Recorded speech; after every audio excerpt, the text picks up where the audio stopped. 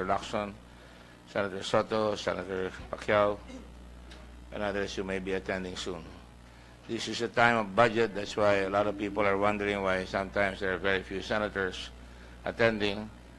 It's only because this is the budget season, and now we have a lot more people here, and I'm very happy for that. Attorney Concho, in as much as our ComSec is on leave, please go ahead and proceed and introduce all the witnesses and resource persons. Good morning, Your Honors. Present in today's hearings, among those who are invited, are from the Commission on Audit.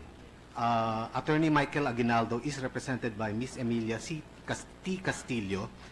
From the Bureau of Customs, we have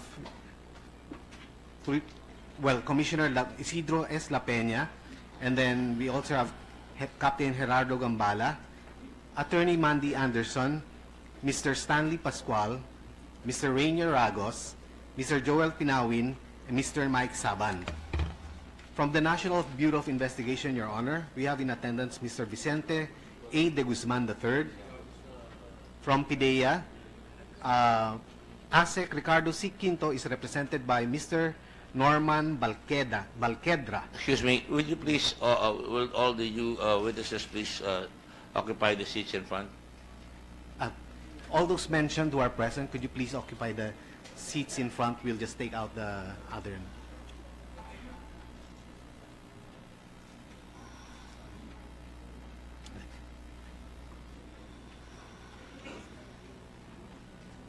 Permission to proceed, Your Honor. I'd like them to raise their hands so that we would know who they are. Okay. Just a moment. When your name is called, please. Permission to start again, Your Honor, so that they can identify themselves. As soon as they sit down. Okay. As soon as everybody settled down.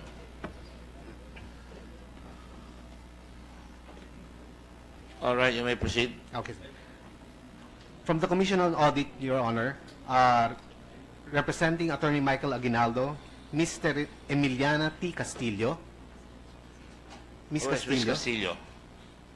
Can you Okay, please sit down? Please sit down in front, please.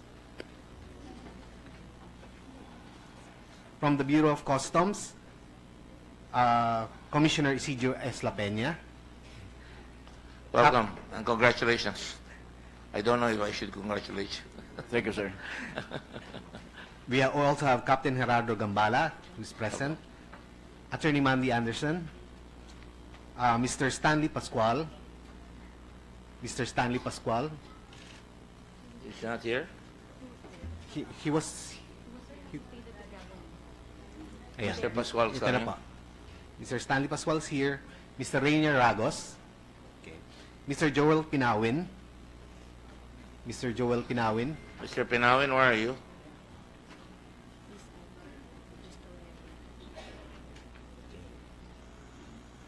Mr. Pinawin. Okay. Okay. Mr. Mike Saban. All right, sit down. From the National Bureau of Investigation, Your Honor, we have Mr. Vicente A. de Guzman. NBI. From the Philippine Drug Enforcement Agency, we have representing ASEC Ricardo Quinto is Mr. Norman Balquedra. Okay, thanks, sir. From the Manila International Airport Authority, Mr. Allen A. Capuyan, sir. From the City Government of Davao, Your Honor, we also have in attendance Vice Mayor Paolo Duterte, but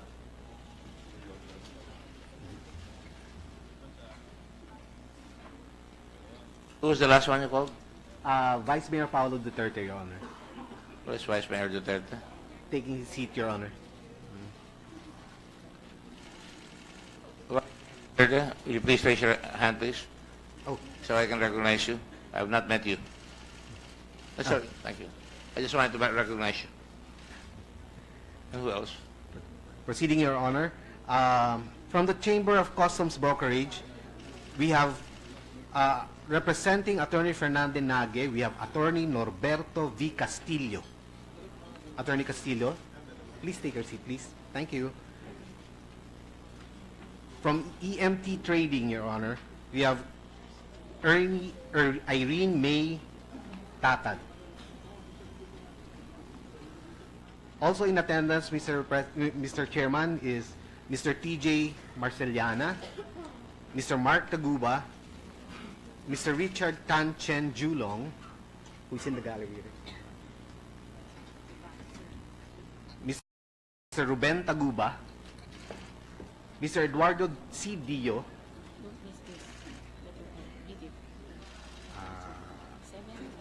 from the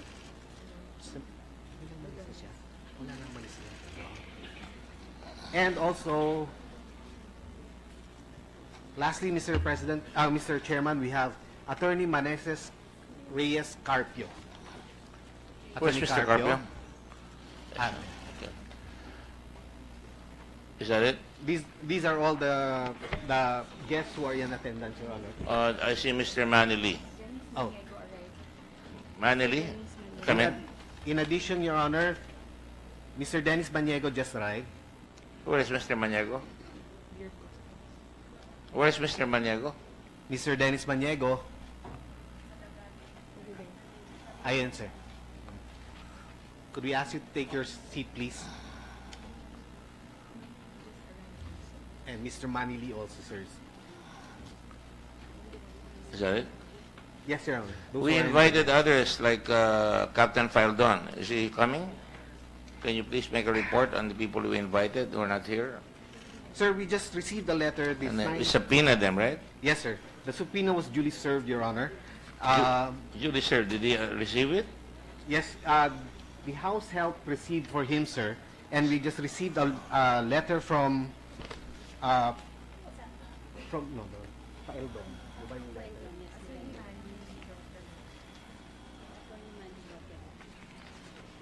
Ay, ito.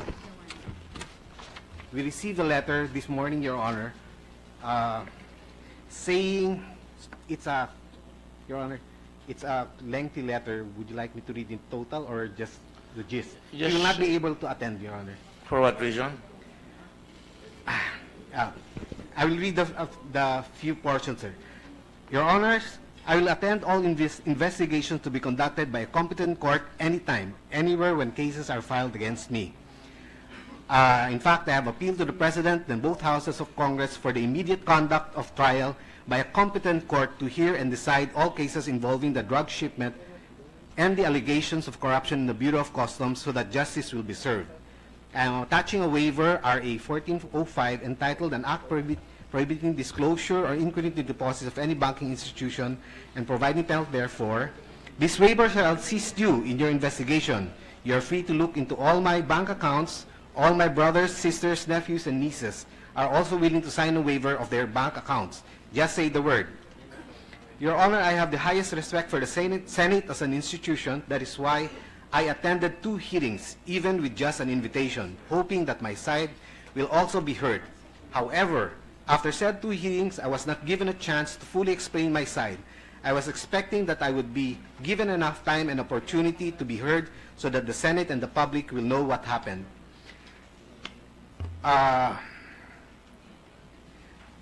Skipping through the other paragraphs, Your Honor, here he says, I strongly urge those senators and congressmen to immediately file their cases against me and the rest of my team so that justice will be served.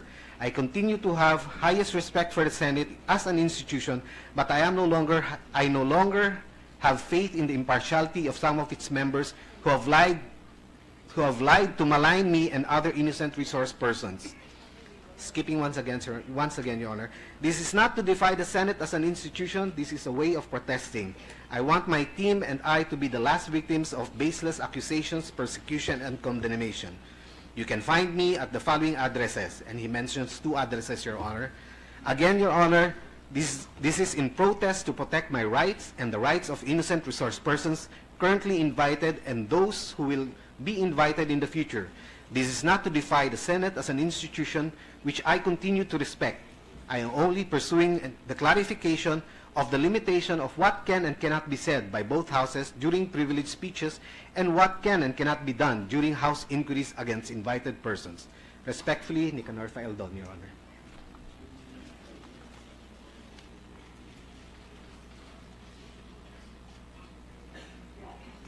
All right, is that it? Yes, Your Honor.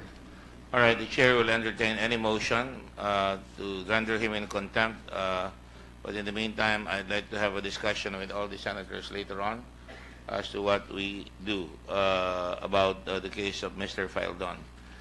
The remarks are contemptuous. He has been properly invited, and there's been a subpoena.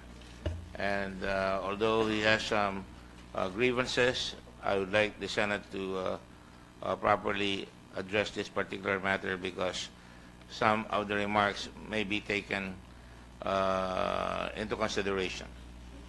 And I'd like to take that into serious consideration.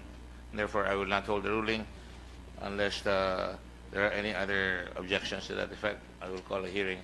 I will call a meeting immediately afterwards, or maybe call a recess if anybody wants to do so right now. Any comments from the Mr. Chairman, yes. may I just suggest that we take up that particular issue in an executive session among the members? Yes, of course. That Mr. was the Chairman. intention. That's why I wanted the recess. In the meantime, the following senators are in the floor: Senator Trillanes and Senator Aquino.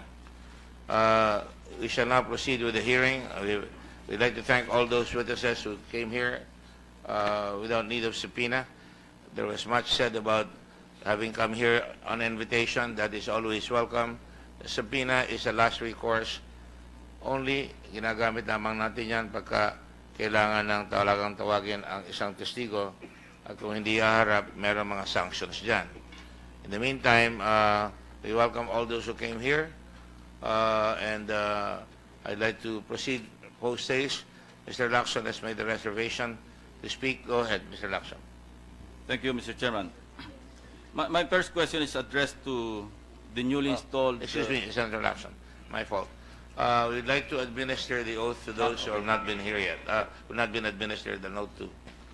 Could we please request all those who are attending the hearing for the first time to... Can you name them by names, please, Yes, sir. individually, and let the record state who they are? Mr. Allen A. Capuyan, Mr. Capuyan is on the left side with the checkered shirt. and Mr. Saban, Mr. Saban, Vice Mayor Duterte, and Attorney Carpio, and Mr. Ruben Taguba, sir. all right. Please raise your right hand. And, Please raise your right hand. Point of clarification, Yes. pardon for interrupting.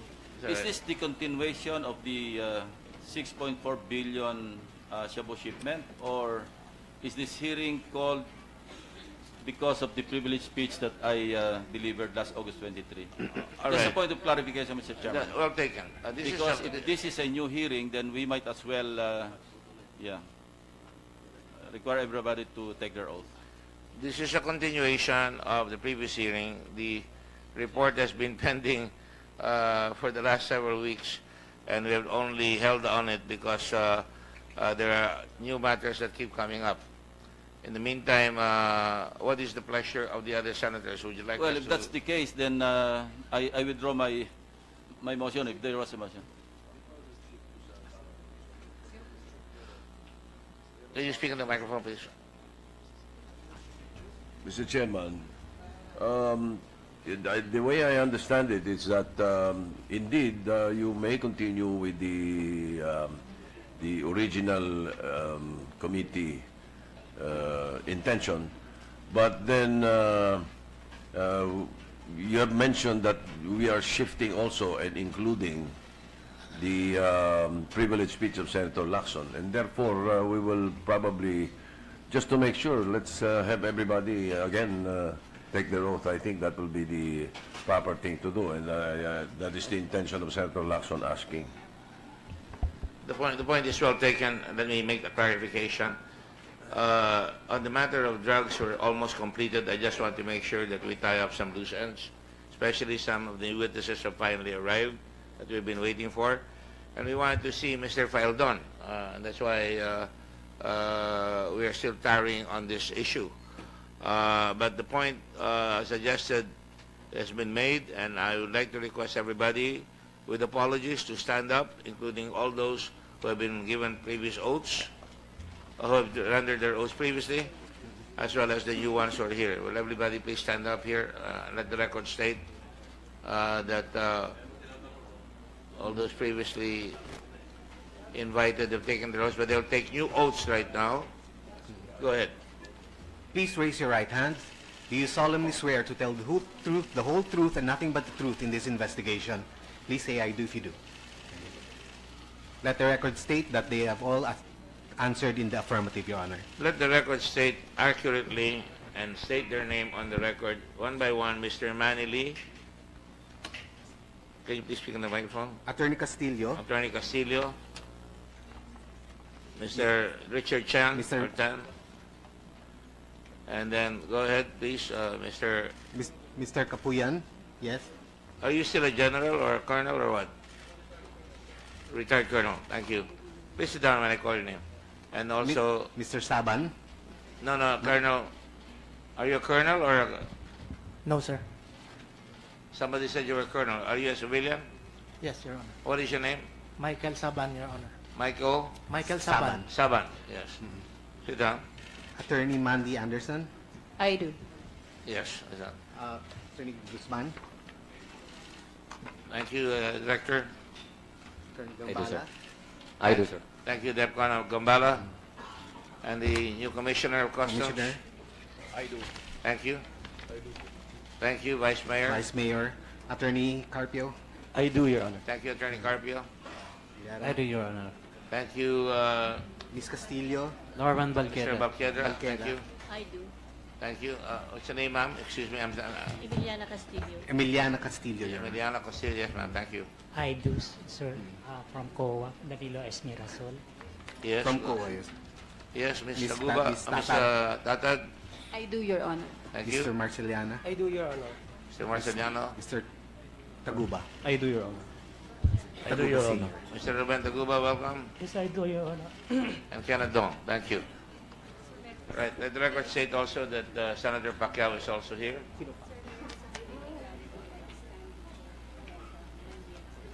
Mr. Stanley Co. Mr. Stanley Co. There are still seats here. Can you come down? Mr. Where's Ragos. Mr. Pinawin? Was Mr. Pinawin here earlier? Pinawin. Would the Sergeant at Arms look for Mr. Pinawin and Mr. Rainier? Please state your name. Rainier Ragos. There's a microphone. Rainier Ragos, Your Honor. Ragos. Thank you. So,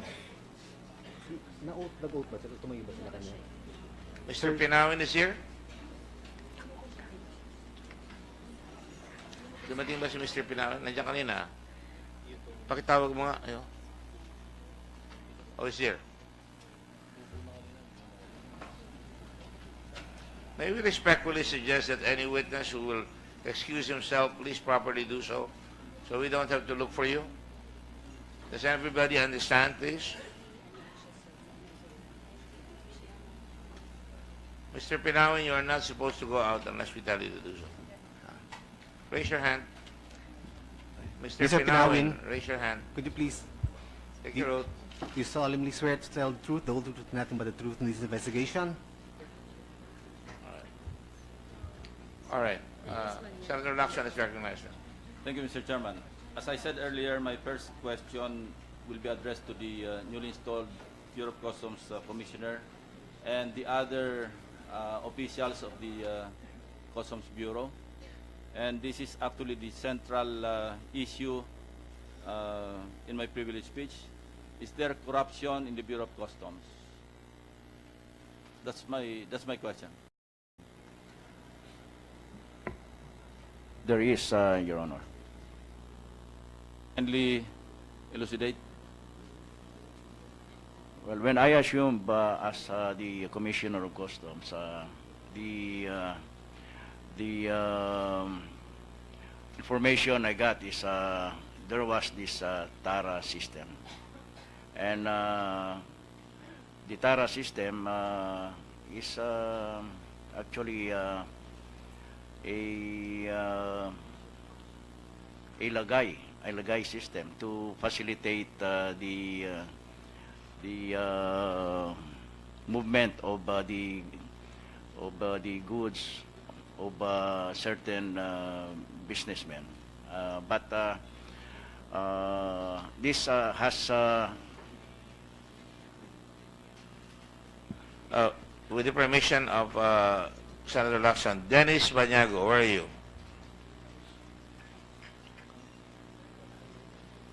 Dennis Banyago, are you here? Will you please sit down? And I believe Miss Emily Anoche is also here. Is that correct? Yes, sir. They just arrived.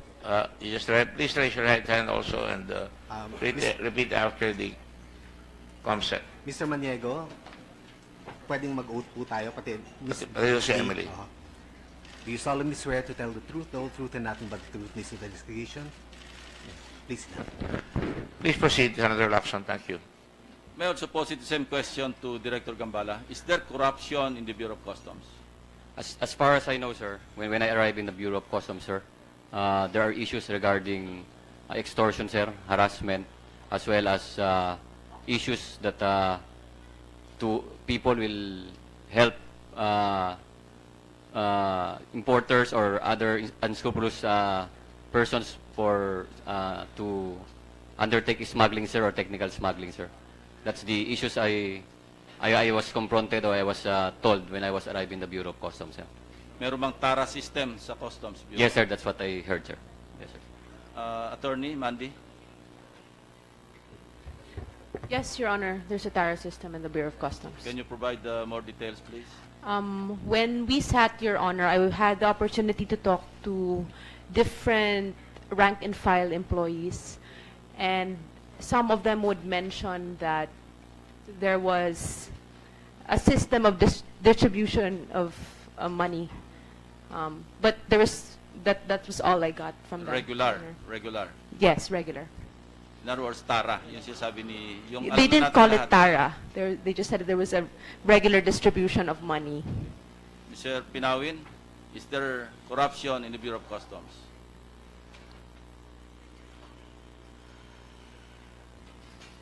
Yes, Your Honor. Kaya nga po nakalabas yung 605 kilos ng shabu sa Bureau of Customs, Your Honor. Provide more details. Kasi ikaw, gaano katagal ka na sa Bureau of Customs? Unlike Director Gambala, Attorney Mandy, halos mahigit 100 taon lang sila dun eh. No? Ikaw ang mas maganda tanungin. Ilang taon ka na dyan sa Bureau of Customs? Sir, I entered Bureau of Customs December of 2009, Your Honor. 2009, 2017. Okay, sige. Ituloy mo yung detalye ng corruption sa Bureau of Customs. Excuse me, Senator Lacson. He said, kaya nga nakalabas yung droga. Kaya nga, I want more details, Mr. Chairman. Pakisabi mo kung bakit. Sir, during the previous hearings, it was highlighted na kaya po nakalabas yung 605 kilos ng shabu dahil dumaan po dun sa green lane. So since ito po ay general merchandise, so supposed to be galing China, so supposed to be ito po ay dapat under sa red lane. So ang sinasabi po nila, kaya po nagiging green, may nababayaran po sa Bureau of Customs kaya pumapasok sa green lane, Your Honor. Sino mga binabayaran? Para makalabas ang isang kargamento o para dumaan sa green lane, sino yung dadaanan ng mga TARA?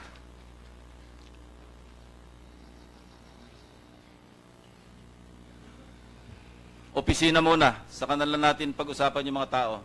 Ano-ano mga opisina ang dadaanan, tatarahan, para lumabas ng very smooth yung kargamento. Whether shabu ang laman, o general merchandise ba yan, o kung ano man ang laman.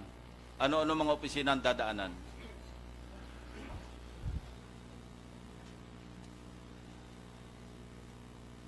Your Honor, wala po akong ebidensya para ituro po kung anong mga Hindi ko opisina. hinahanap ang ebidensya sa iyo. Saka na natin hanapin yung ebidensya. Ang sinasabi ko, dahil ikaw ang pinakamatagal sa Bureau of Customs, sa mga naririto, so more or less alam mo yung kalakaran, sino ang dadaanan noong proseso para makalabas ang isang kargamento at lalo na para dumaan sa green lane?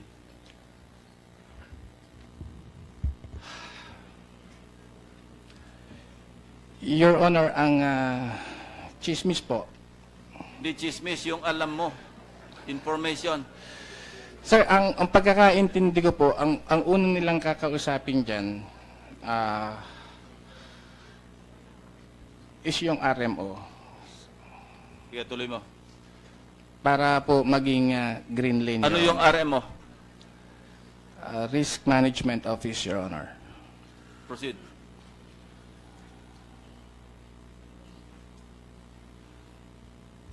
Yun lang ang nalalaman ko, Your Honor, na Alam mo, mahirap kang paniwalaan pag yun lang alam mo. Hindi ka na namin paniniwalaan dito dahil ikaw ang pinakamatagal dito sa Bureau of Customs. Kaya ano pa yung mga dadaan ng opisina?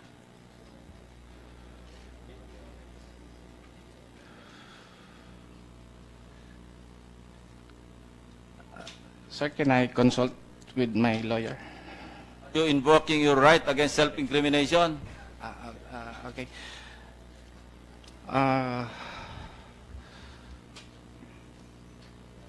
Ang pagkakaintindi ko lang po, sir, sa ano is yun nga po, ikakausapin nila yung RMO para maging green siya or maging yellow to avoid po yung mapunta sila sa red lane, Your Honor. Dahil sa red line may inspeksyon. Okay, Dahil X-ray. sa red lane po is may X-ray and may physical examination, Sige, Your susunod. Honor. Sinong kakausapin susunod?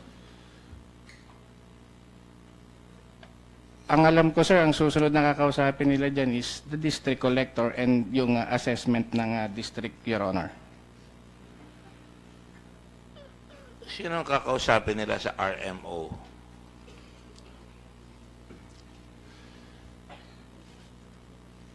Sa RMO, sir, yun lang po ang naririnig ko. Nagpapaalam No, sir, no, no. sila We're not RMO. interested yun narinig. Ang kailangan, yung alam mo. Matagal ka na dyan, sabihin mo ang alam mo.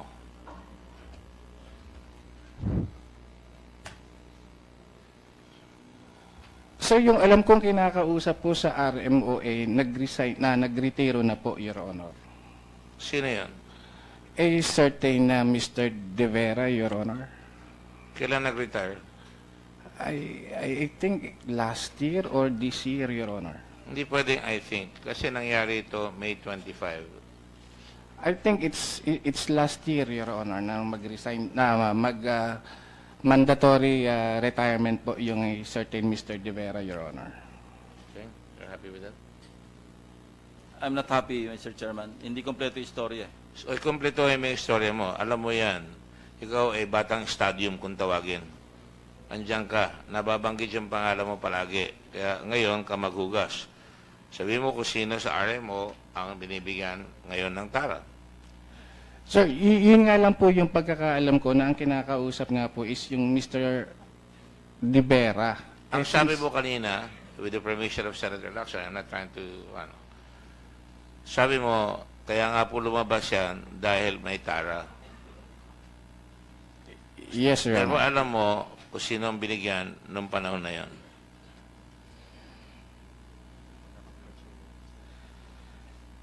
Sir, ang problema ko po is chismis lang po yun. Wala po akong personal knowledge with regards po dun sa tara sa RMO, Your Honor. Ikaw ba nakatanggap na ng tara? You're under oath, Mr. Pinawin. Nakatanggap ka na ba ng tara? I will not go into the details, pero ang tanong ko lang, general question, nakatanggap ka na ba ng tara sa loob ng 8 taon na nandiyan ka sa Bureau of Customs? Sir, 7 years pa lang po ako. O sige, 7 years, maski 5 years. Nakatanggap ka na ba ng tara? Hindi pa po, Your Honor. You're under oath, Mr. Pinawin. Yes, Your Honor. Anyway. Just for the Chairman, record, sir, on the information, there are 2 people already who listed you down. Nakatamanggap ka ng tara. Sinabi ni Mr. Taguba, tumanggap ka ng tara. Sir, I can, if I will be given enough time, sir, I can dispute the allegation against me by Mr. Taguba, Your Honor. You're under oath. You can say yes, that sir. whatever you want. It is stated, sir, in my affidavit dated June 2, submitted to the Bureau of National Investigation, Your Honor. I was the one who called up, I was the one responsible for the bringing up of Mr. Taguba and Mr. Kenneth Dong to NBI, Your Honor. During the May 26 operation, my staff in MICP informed me that the said shipment belongs to Mr. Taguba. That's why on May 29, I asked one of my personnel to invite Mr. Taguba para po magpaliwanag doon sa shipment na nahuli namin noong May 26. And nung dumating siya sa office ko, Your Honor, he explained na kanya yung shipment pero hindi niya alam na drugs yung shipment. That's why itinuro niya si Mr. Kenneth Dong. That's why ang sabi namin sa kanya, kung talagang hindi sa'yo yun, palutangin mo si Mr. Kenneth Dong. And we agreed na lulutang si Mr. Kenneth Dong sa Manila Hotel po. That's why I informed NBI na darating si Mr. Mark Taguba and Mr. Kenneth Dong sa Manila Hotel. So nagpadala po ng 2 tao ang NBI at 2 tao ko. In-invite po si Kenneth Dong at saka si Mark Taguba sa Manila Hotel. Dinala po sila sa National Bureau of Investigation for questioning, Your Honor. Ano nangyari? They were questioned po sa NBI. That's why yun nga po yung sinasabi ko, mayroon pong axe to grind si Mr. Taguba laban sa akin dahil I was the one responsible for bringing them to the National Bureau of Investigation, Your Honor. All right, that is your defense. Yes, Your Honor. Mr. Chairman, as a background, the reason why I delivered that privilege speech last August 23 is that I felt I owe it to those who were consistently and persistently providing information about the TARA system in the Bureau of Customs. And rightly so, kasi mismong SWS ang nagsasabi, since 2005 hanggang 2016, yung Bureau of Customs, ito yung most corrupt agency. And if you remember, Mr. Chairman, doon sa mga hearings, doon sana lang ako magtatanong ng bits and pieces of information. Tatanong ko sana yung mga resource persons, especially from the Bureau and Mr. Taguba. Pero dahil nga sa mga circumstances na hindi naman talaga ako natuloy magtanong, minabuti ko na lamang na i-compose yung lahat ng information, i-consolidate into a privileged speech. Now, nandun yung mga detalye, and we vetted very objectively all the information that we received. In fact, kinonsolidate namin, binalidate from customs officials themselves, from brokers, players, even groups, other individuals. And what did Mr. Peldon do? Instead of confronting the issue, he accused my son of being a cement smuggler. Well, for the record, Mr. Chairman, nakapag-aral tuloy po ako ng TCCP, ng Tariff and Customs Code dahil doon sa inakusan yung aking anak. Nagtanong-tanong din ako sa mga dating commissioners, dating collectors. Wala pong taripa, zero tariff ang cement. Ano yung i-undervalue mo? Kasi sabi ni Mr. Peldon, nag-undervalue ng 50%. Ano i-undervalue mo sa zero? Kasi sabi ng ASEAN Free Trade Area, pati yung ATIGA, ASEAN Trade in Goods Agreement, or yung expanded, yung ACT FTA, zero tariff. And then, all of a sudden, instead of confronting the issue, he diverted the issue. Nagbubula yung bibig, nag-hire ng PR firms, nagpakita ng bahay na sira-sira, at nag-accuse. That's why I also feel what President Duterte feels, because I'm not prejudging anybody here, and with my apologies to Senator Trillanes, ganun din makasakit. Andito ngayon si Paolo, inibita natin, dahil ganun din ang accusation. And it's up to him to defend himself. But as a father, alam kong mali yung sinasabi ni Peldon, that's why I also confronted the issue head-on. Because alam kong false and malicious yung kanyang accusations. Nakikinig siya kay Mr. Ordonez. Mr. Ordonez, ang tawag po dyan sa kanya, barker eh. Kasi nagpo-protekta ng mga ilang interest dito sa local industry, fine. Pero wag siya magturo ng mga mali-maling information.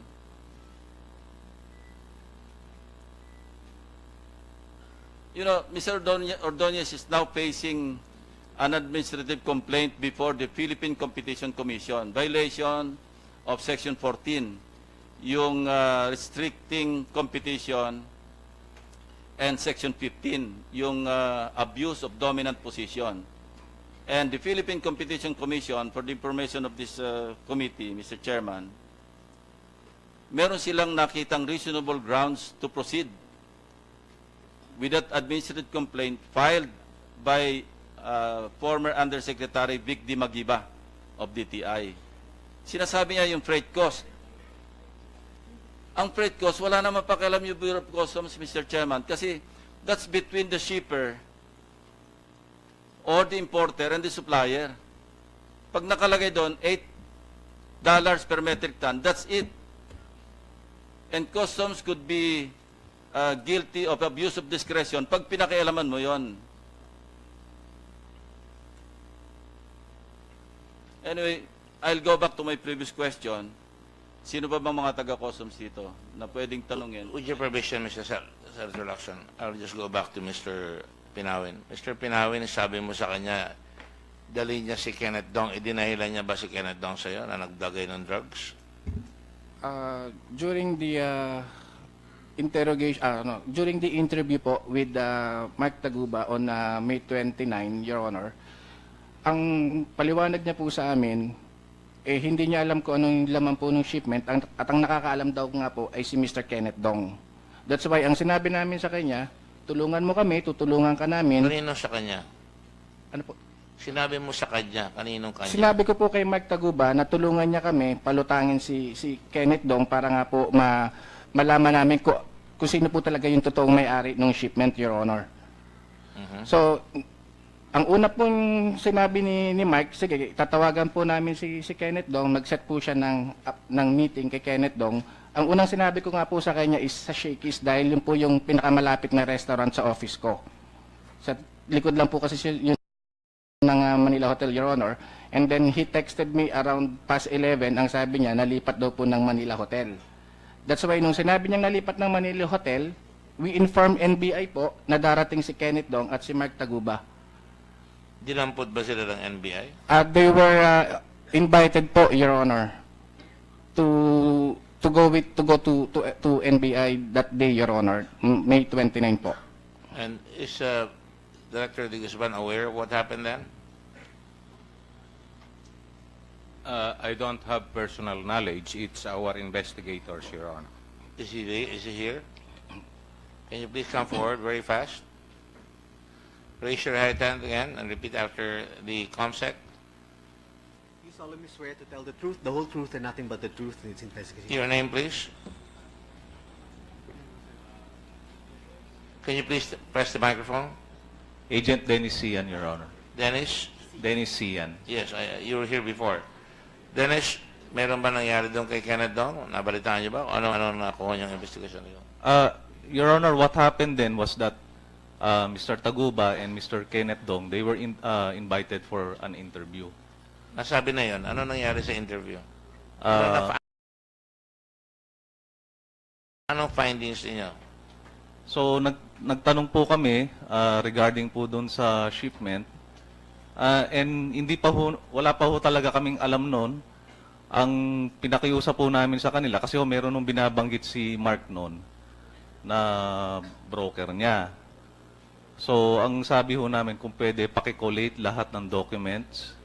At gusto lang namin malaman yung particular shipment na iyon, paano nakarating And yung to make a long story short, he did that. Mr. Taguba did not submit a statement, Your Honor. He did not. So, Yes, hindi Your niyo pa alam kung si Kenneth Dong talaga nagpadala nun. Mr. Kenneth Dong eventually submitted a statement, and he brought with him Mr. Manili, who also submitted a statement regarding the shipment.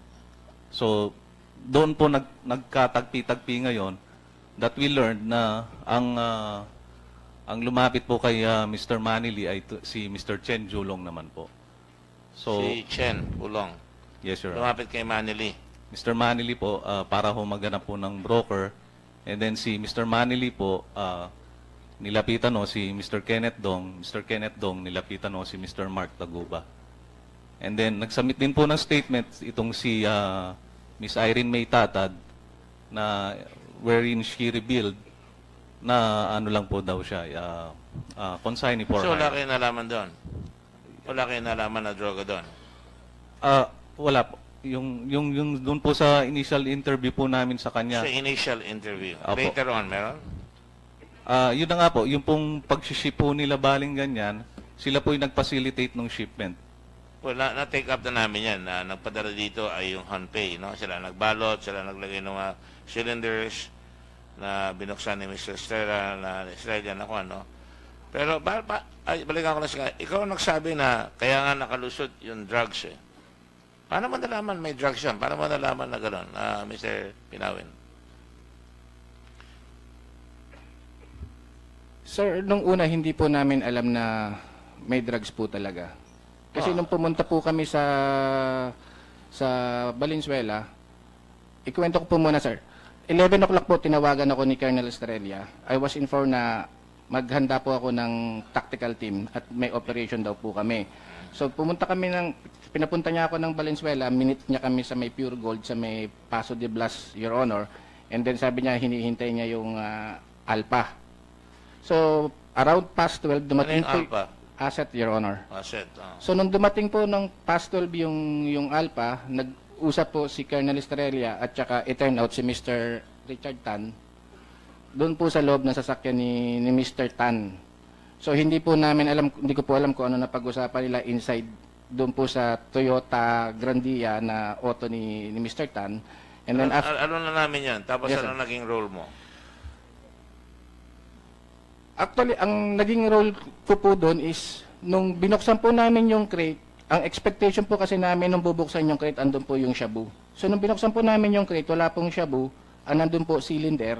I was the one who suggested na buksan yung cylinder kasi meron po kaming experience sa NAIA na may dumating pong 4 na water So, pump. kasama ka nung nagbukas? I was there, Your Honor, Saan lugar? sa warehouse po ni Mr. Tan. Ngayon lang lumabas yan, ha? Kasama ka pala doon sa warehouse ni Mr. Tan nung binuksan yan. I was there, Your Honor. At ikaw ang nag-instigate dahil meron kang experience. Sa NAIA. NAIA po may dumating na 4 na water pump, Your Honor. Ang laman po nung idinaan po yung sa X-ray, yung 4 na water pump, hindi po nakita may shabu. So since may information po coming from the Taiwan police, we open, sir, yung water pump. And sa loob po ng water pump may lamang shabu. Hindi na tinatanong natin. Huwag mo akong ililigaw. Naandun ka sa loob ng warehouse, ikaw ang nag-instigate na buksan ninyo. No, sir. I give an opinion po to Colonel Estrella na yun nga po, since may experience kami sa NAIA, baka nandun din po sa loob nung Ayusin mo cylinder. na yung statement mo, and I will call Mr. Lacson here now. Dahil sinabi niya, ikaw yan eh. Yes, sir. Ang totoo niyan eh, pagkatapos nun, saan ka nagpunta? So, Senator Lacson. I stayed in the warehouse, Your Honor. At pagkatapos nun, nabuksan niyo, saan ka nagpunta? Hindi pa ako umalis ng warehouse, Your Honor, kasi I was instructed by Colonel Estrella to secure the premises, Your Honor. Hindi ka umalis doon? Hindi po. Hindi ka nagpunta Chile? The following day, we went to Anoche this house, Your Honor, May 26 na po nung hapon, together with the elements of NBI and PDEA to conduct po yung control delivery, Your Honor.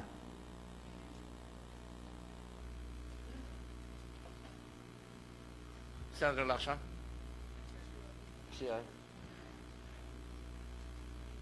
Tell me the truth. Anong oras kayo nandun? May 25 kayo nakita doon sa Pure Gold, correct?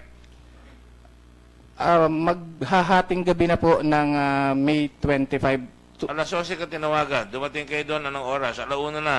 No, Your Honor, I was there. We arrived at the area around 12 midnight, Your Honor. O, di ka, 26 na nga. Pagkatapos doon, nag-stay ka doon sa warehouse, walang sinasabi si Estrella na kasama ka. Binuksan ninyo yung, pinarsan nyo yan. Binuksan nyo. We entered the premises, Your Honor. Hindi ko tinatanong you entered. Tinatanong ko you opened up the cylinders. Yes, sir. We opened the cylinder upon the instruction of Colonel Estrella, Your Honor. Yeah. Tapos, bakit mo sasabihin 26? 26 na yan. Tumuloy kayo doon sa Kalaan Nochery. Sa 26 na po ng mga past 5 ng hapon na po yun, nung nagpunta kami kay Anoche D, Your Honor. Alright.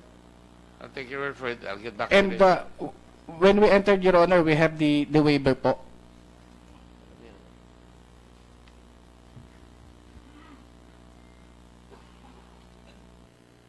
Ano? We entered the premises of Mr. Tan's warehouse, sir, because he gave us permission and a waiver, Your Honor.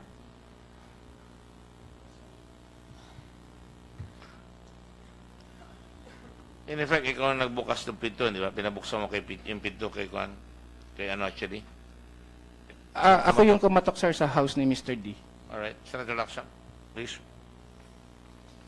No, yung thrust ng mga questions ko kanina, Mr. Chairman, yung tungkol sa TARA.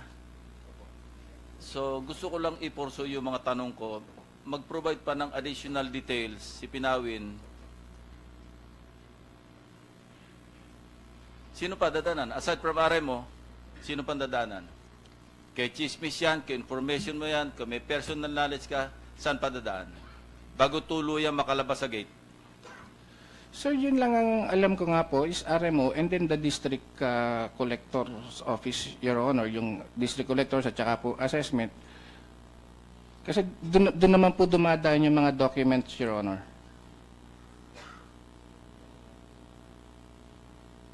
Okay, in the meantime, I'll yield the floor to Senator Trillanes. Maraming salamat, Mr. Chairman. Sisimulan ko yung aking mga katanungan kay Mr. Mark Taguba.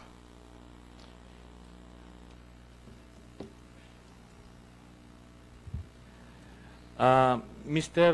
Taguba, nag-press release ka, nag-apologize ka at may mga kinaklarify ka.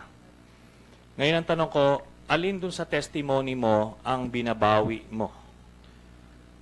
Your Honor, kasi yun nga sa Hindi, media, meron ka bang binabawi? Wala. hearsay lang po. Yun po. Okay.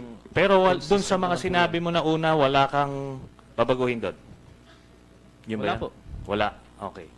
So, alam naman natin kung ano yung hearsay at personal knowledge. So, ano na yan? Eventually, sa korte, liliwanag naman yan. Okay? O, sige. At least maliwanag yon na si Mr. Mark Taguba ay hindi binabago yung kanyang statement despite the press release. So, may mga kinaklarify lang siya.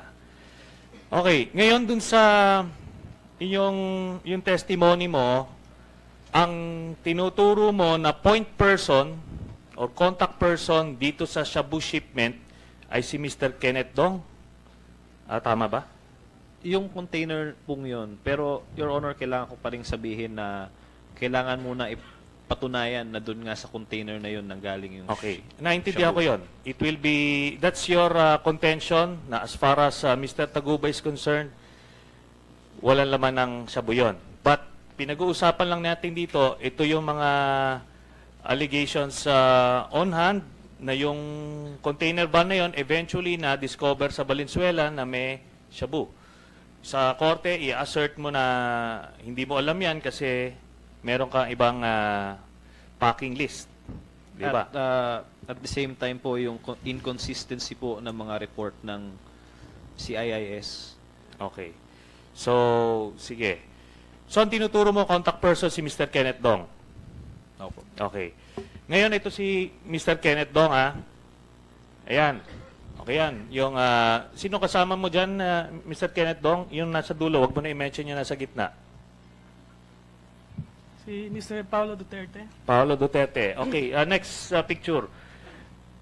Ikaw ba yon, Kenneth Dong? At sino yung kasama mo dyan? Yun, yung nakaturo. Tama ba? Yung pag-picture? Yes, Your Honor. So, Mr. Kenneth Dong at Mr. Paolo Duterte.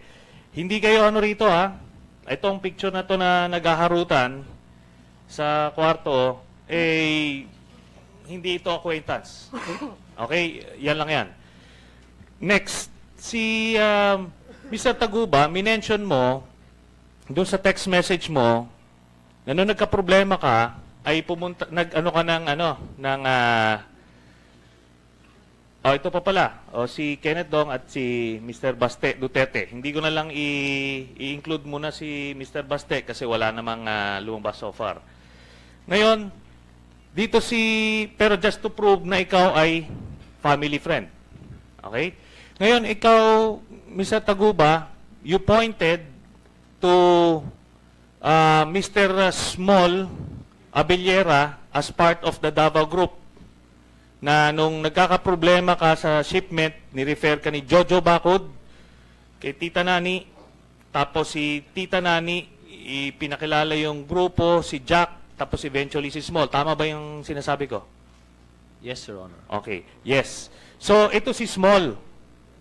Si Small Abellera, wala na ata siya ngayon dito, and si Mr. Paolo Duterte. Next picture.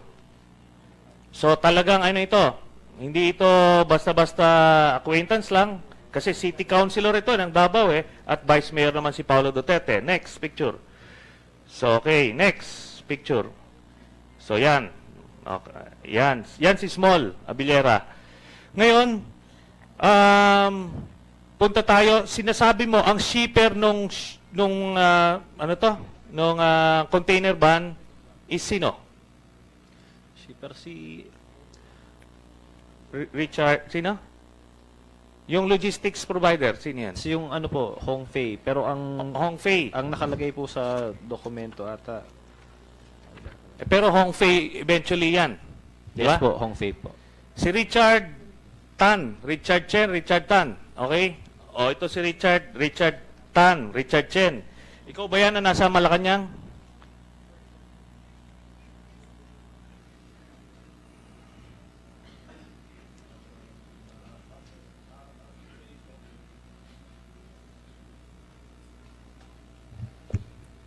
我是参加那个商总宣誓就职，去我们下面拍照。商总宣誓就职。Your Honor, oath-taking daw po nila sa association nun. Ha? Oath-taking po, sir. Okay. Pero ikaw pa rin yung na-identify na eventually na shipper nitong 6.4 billion pesos na drug shipment na nandiyan ka sa Malacanang. Okay, next. Punta tayo dito doon sa privilege speech ni Senator Lacson, na-mention niya yung Davao Group na big players na nagpapasok. Okay? Sige, next. Dito sa Davao Group, na-mention niya itong si Mr. Charlie Tan. Okay, Charlie Tan. Ngayon, dito sa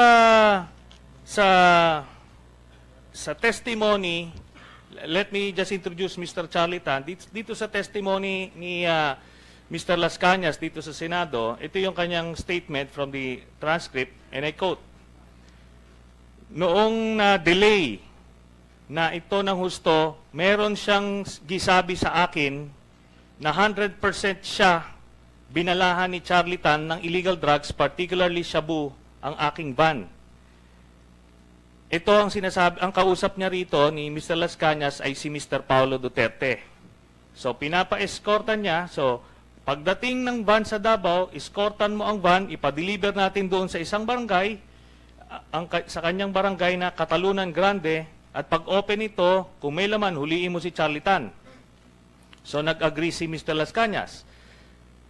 Ngayon, pero nung sinundan namin ang van, bago ako makarating sa basketball court sa Catalunan Grande, tumawag si Vice Mayor Pulong. Ang sabi niya sa akin, arbor ko na lang bro, ako na lang bahala kay Charlie. Okay, so that is Charlie Tan. Ngayon, dito sa text message mo nung the day after nung na-discuss dito si Mr. Charlie Tan, lumabas sa text message ni Tita Nani sa'yo. Nakalagay dito, March 7, good morning Mark. Let's meet from the Blue Bay at UCC, but let's go to a place in the area that's at least less less people, FYI, all special of the Teves brothers this week will not enjoy any privilege in cut off na Charlie Tan and Henry Tan. So, lumalabas na itong nababalidate yung privilege speech ni Senator Lacson. Ngayon, sino ba itong Charlie Tan? Sige, pakita natin. Ito si Charlie Tan. Okay? Charlie Tan and Mr. Paolo Duterte. Sige. Yan. O, hindi na siguro incidental yan kasi magkatabi na talaga sa aeroplano. Sige. Uy, nagbiyahe sila, I believe, sa China yan or something. O, Charlie Tan and Paolo Duterte. So, malalim ang samahan dito. Sige, next photo. Ayan. So, yan, mga hotel rooms na yan. I don't know, pina-find out pa namin yung mga other Chinese nationals na nandoon. Yan, sige, next. Then ito, talaga malakas ito. Ando doon, no? Sa Office of the President. Na ito, ano na ito, as early as 2012, 2013, a suspected drug lord na itong si Charlie Tan. Okay? Smuggler at drug lord, and yet, diretso talaga, hindi lang kay Vice Mayor Paolo Duterte, kundi sa kanyang tatay. Kaya nga, ang pinag-uusapan ay, sabi ni Mr. Las Cañas, ang mukhang naglalabanan dito yung mga magkakakompetensya. So, nakita natin yung mga key players dito sa shipment na ito, lahat may link kay Vice Mayor Paolo Duterte. Okay, ngayon marami akong mga tanong kay Vice Mayor Duterte, pero simulan ko lang muna. I'll just test this. May tattoo ka ba sa likod, Mr. Duterte? Mr. Chair, before I answer, will you permit us to make an opening statement? Go ahead, please. Thank you, Mr. Chair. Do you have a lawyer present, Mr. Duterte? Yes, Mr. Chair. Okay. In compliance with the invitation of this honorable committee, and as a gesture of respect to the Senate as a whole, I am formally appearing in today's proceedings. Once and for all, I now have the time to deny any and all baseless allegations thrown against me. Kinahanglan na nako mubarog karon alang sa akong pamilya, labi na gyud ang akong mga anak nga maoy nahilabihan nga naapektuhan sa aning pagpangdaot kanako. My presence here is for the Filipino people and to my fellow Davaoenos to whom I serve. I am very sorry og pasayloha ko ninyo, but I cannot answer allegations based on hearsay. In closing, a senator once said that we are a family of murderers, and I am untouchable. Allow me to quote a message from a colleague of mine in the City Council of Davao. Every dog has his day. The law of karma will operate specially to those with evil intent. Thank you, Mr. Chair. Thank you. May proceed. Thank you, Mr. Chairman. Alam nyo, naniniwala ako dun sa quote na yon. Naniniwala talaga ako. At may karma talaga. Anyway, I will go back to my question. Meron ka bang tattoo sa likod mo? Meron po, Mr. Chair. Meron. Okay. Ito ba ay malaking... Before you continue, Senator Pacquiao actually had precedence before you, and Senator Lacson recognized you. I was already given the notice that you have 5 minutes, but I'll let you go for another 3 minutes. And then you can repeat again. You can repeat again afterwards, because Senator Pacquiao has a flight to catch. Go ahead, please. Okay. Yung tattoo mo sa likod, I can imagine it's a colored and dragon-like figure tattoo. Am I correct? I invoke my right to privacy, Mr. Chair. Okay. Well, ito pong informasyon na ito ay itong intelligence information na ito ay ibinigay sa akin na isang foreign country na ang sinasabi ay itong si Vice Mayor Paolo Duterte ay member ng triad at ito, ang proof ng kanyang membership ay yung tattoo sa likod. Yan ang mag-i-explain ng lahat ng ito at merong mga competition among syndicates. Dahil yan yung proof. That's the physical evidence of his membership sa triad, yung tattoo. Ngayon, Mr. So, can you show us are you willing to show us that tattoo to validate or invalidate? Mr. Chair, I invoke my right to privacy. Okay. The chair would like to request, respectfully, that we should not make allegations here without any basis, because triad is a very serious accusation, and we should not abuse any of the witnesses here.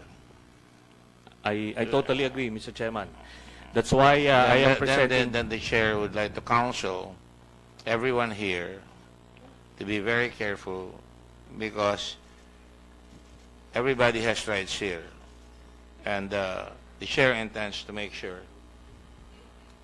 that we respect those rights. Thank you very much, Mr. Chairman. That's why I'm going to present the evidence of my allegation, which is written and printed and tattooed on the back of Mr. Paolo Duterte, because that's the membership of triads, Mr. Chairman. So I'm not making any baseless allegations here. This intelligence information was handed down to me from a foreign country, and na-validate naman, in-admit naman ni Mr. Paolo Duterte. I wouldn't have any way of knowing na meron siyang ganun tattoo. But yun ang sinasabi ng Intel report. The membership is printed there, Mr. Chairman. Go ahead. So anyway, andito sa picture, ito na. This is the gang. Kenneth Dong, Mr. Charlie Tan, Mr. Paolo Duterte. Next. Mr. Smola Villera, Mr. Charlie Tan, Mr. Paolo Duterte, Mr. Carpio. So, ito ang nangyayari ngayon sa ating bansa.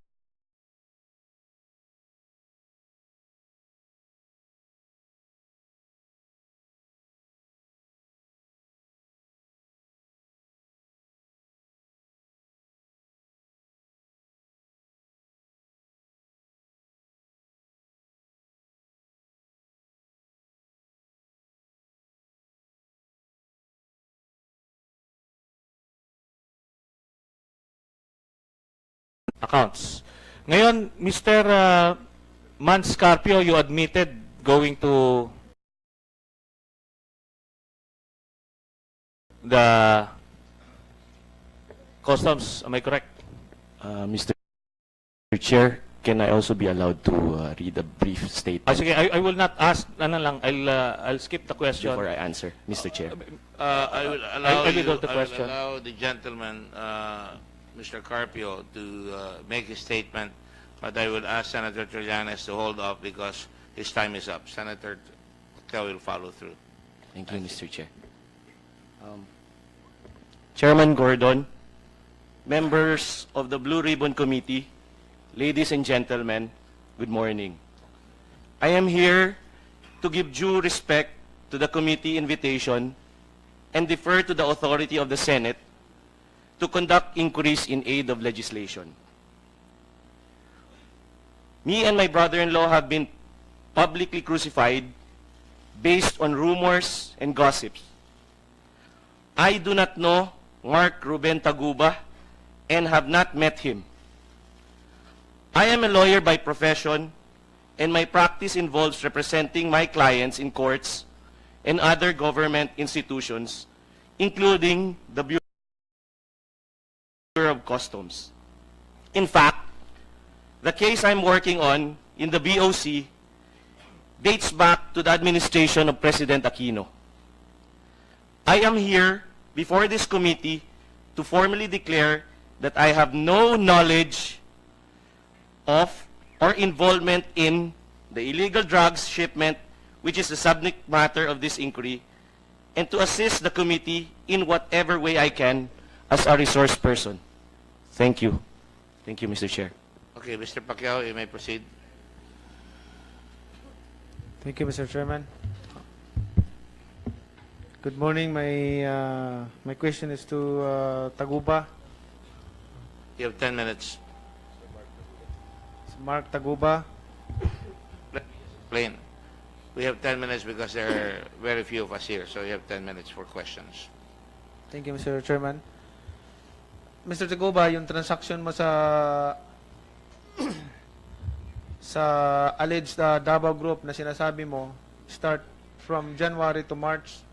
Yes, Tama Your ba? Honor. Tama? Yes. After that, wala na kayong transaction sa alleged na Davao Group. Wala na? Wala na po. Okay, I just want to clarify, Mr. Chairman, na yung pagpasok nung shabu shipment dito sa custom, nung nakalusot, wala na silang transaction nung alleged Davao Group. Tama ba, Mr. Taguba? Yes, Your Honor. Okay. Gusto ko lang linawin din na do you have personal knowledge about Paolo Duterte? No, Your Honor.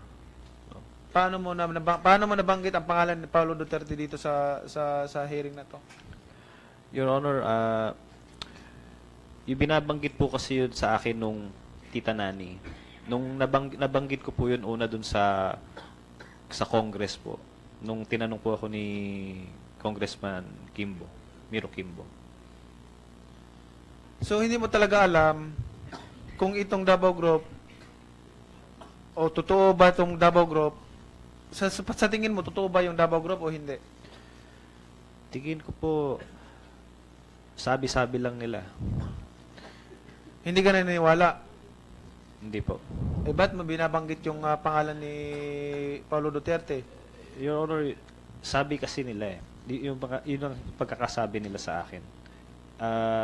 Natanong po ako nung nakalimutan ko na po paano yung series ng question sa akin sa Congress, pero bandang huli napunta po doon yung tanong. Kanina tinatanong ka ni Senator Trillanes na binabawi mo yung mga sagot mo dito, yung mga sinasabi mo na hearsay lang. Sinasabi ko po na hearsay lang po. Kaya nga yun yung sinasabi mo na binabawi mo yung mga sinabi mo rito na hearsay lang. Your Honor, wala po akong binabawi kasi ever since naman sinabi ko talaga na hearsay lang siya. Wala naman ako sinabi na natanong nga po ako dati noon kung na-meet ko ba sila, sinabi ko naman hindi ko po sila na-meet. Sinabi ko po ever since na hearsay lang yon. Okay, so yung alleged na Davao Group at yung pangalan Pulong Duterte ay wala na doon sa anong month ng May yung nakalusot yung 604 kilos na shabu sa custom. Yes, Your Honor. Pero Your Honor, kailangan ko pa rin sabihin na patunayan po muna na doon nga nanggaling sa container na yon yung shabu. Dahil hanggang ngayon wala pa pong nakakapag-link darating tayo dyan sa mga sa tanong na yan. Ang liniliwanag ko lang dito, linilinaw ko lang na sabi mo hanggang March lang yung transaction mo with the Davao Group. Yes, Your Honor. So nung nakalusot yung nung May yung shabu doon sa isang shipment, wala na kayong transaction doon sa Davao Group, alleged Davao Group na sinasabi mo? Your Honor, wala na kaming transaction doon, pero ini-stress out ko pa rin na hindi, patunayan po muna yon. yung nandun nang galing sa container na yun yung shabu. Dahil hindi pa rin ako makapaniwala hanggat wala pa rin matibay na link or evidence. So hindi ka naniniwala na ang shabu nandun galing sa container na galing sa'yo? Yes, Your Honor. Okay. Balikan kita mamaya. Ang gusto ko lang tanong doon sa tanongin ko si Vice Mayor Paolo Duterte.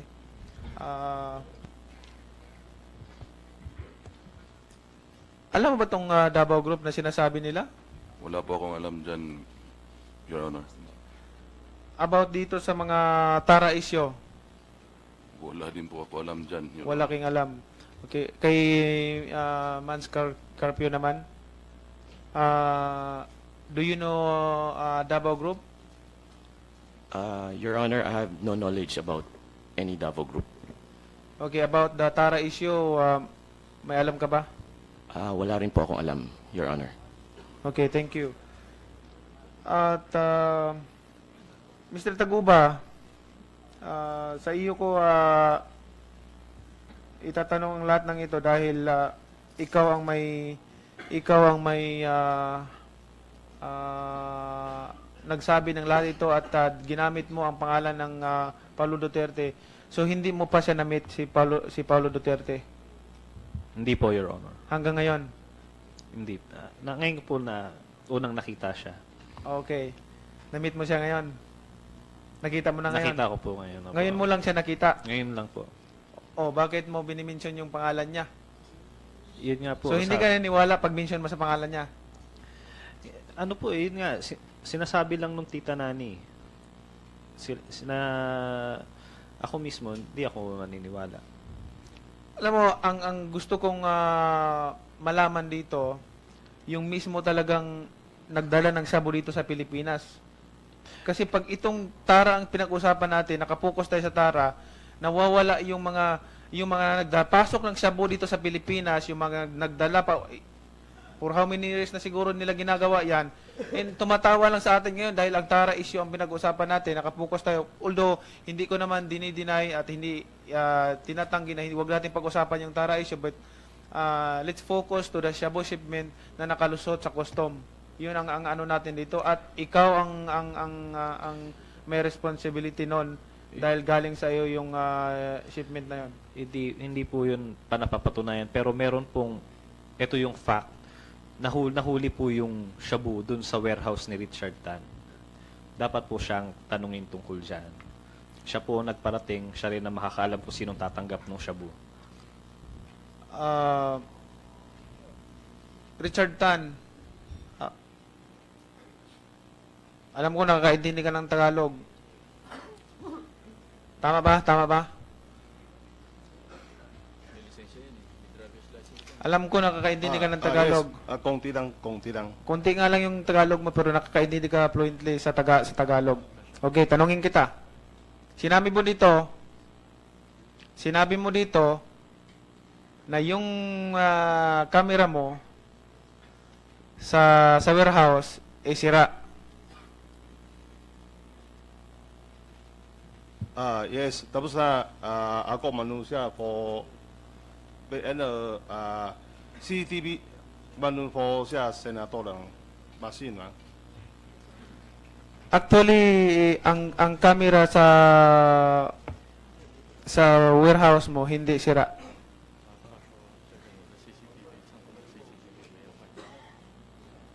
当时我们公司的那个仓库经理跟我说坏掉，所以我们就拿过来给他们去检查嘛。 Your Honor, that time sira daw po yung CCTV as per the manager ng warehouse. Kaya pina-check po nila. Your Honor, pwede bang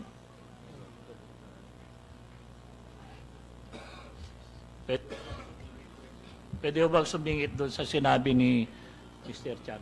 Sige. Nung tumawag sa akin yung anak ko, nagre-reklamo tungkol doon sa alleged na smuggling ng shabu. Tinatawag ko si Kenneth Dong. Galit na galit ako sa kanya. Gusto ko nga patayin to eh. Sa lang. Dahil pinasukan nila ng shabu kung totoong nanggaling doon. na siyempre sa father, no? Sobrang galit ko. So, ito, hindi ko binitawan to eh. Ngayon, ang sabi niya sa akin, si Richard Tan ang may shipment. Gabing-gabi na, siguro umabot kami ng madaling araw. Tawagin mo yan dahil hindi kita bibitawan. Sisiguraduhin ko, itatabla ko ito. Ang nangyari, dumating si Richard Tan. Kasama ko si Atty. Taningko, si Kenneth, saka ito.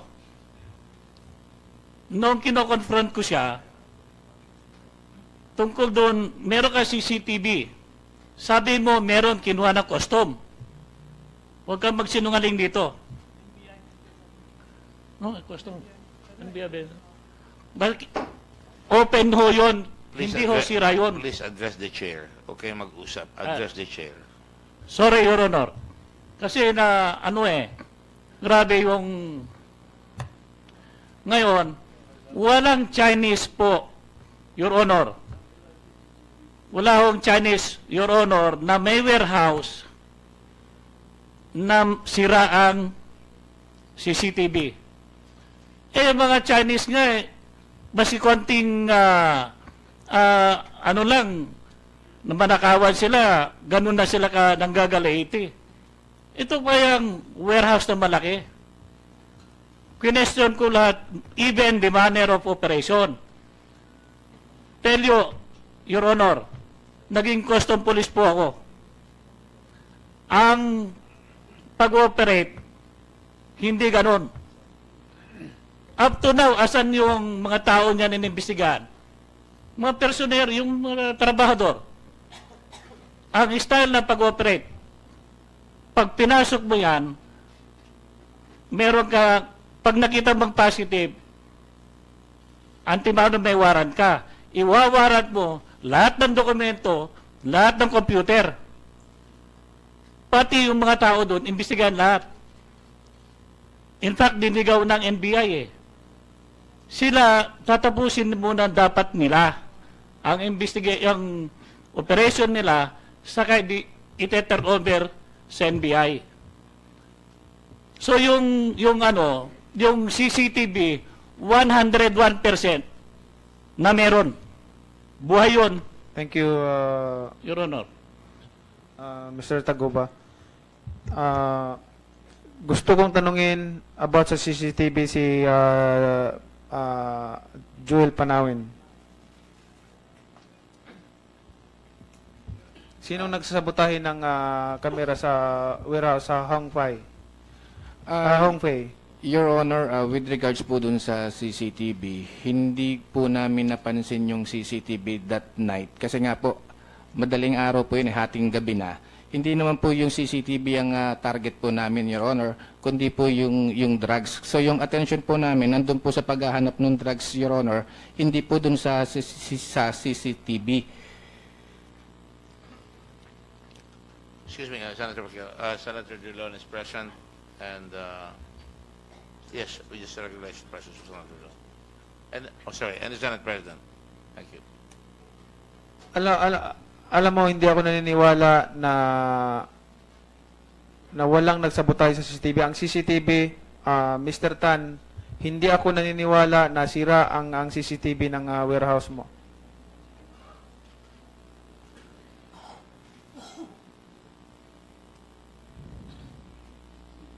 我这个已经交给参议院去检查了，设备已经给参议院了。 Your Honor, yung CCTV binigay na po sa Senate. Yung hard disk. Thank you. Just a moment. A point of information. The NBI has a CCTV. Has there been any results from your investigation on the CCTV? And by the way, the point is well taken by Mr. Taguba. Tama yung sinabi ni Mr. Taguba. Pagka ikaw may warehouse, pag sabi mo sa kanya, talaga meron kayong CCTV dahil pag nawalan kayo, mananagot kayo doon sa mga customer niyo. Kaya hindi ako naniniwala from the very beginning na sira yung CCTV. Either sinira nung nag-inspection ng drugs o sinira ng may-ari nung mangyari yan. Pero ang nangyari dito, ang sinabi ng China, ang talagang testigo, ang kalang asset dito ay walang iba ko dito si Mr. William Chen. Kaya ako, nagsususpect ang nanira niyan, customs. Tinadiretsa ko kayo. Go ahead. Meron ba kayo nagawa? Your Honor, please let me again give you the commander on the ground, Your Honor, Attorney Sihan, because he's the one. Dennis, can you please quickly come over? You don't have to be called. Just sit down, grab a chair. Sir, bali last week po, turnover po yung CCTV recorder po, tsaka po yung hard disk. And then meron na po tayong initial The question is simple. Have you finally fixed the CCTV so you can get something out of it? Yes, Your Honor. Meron?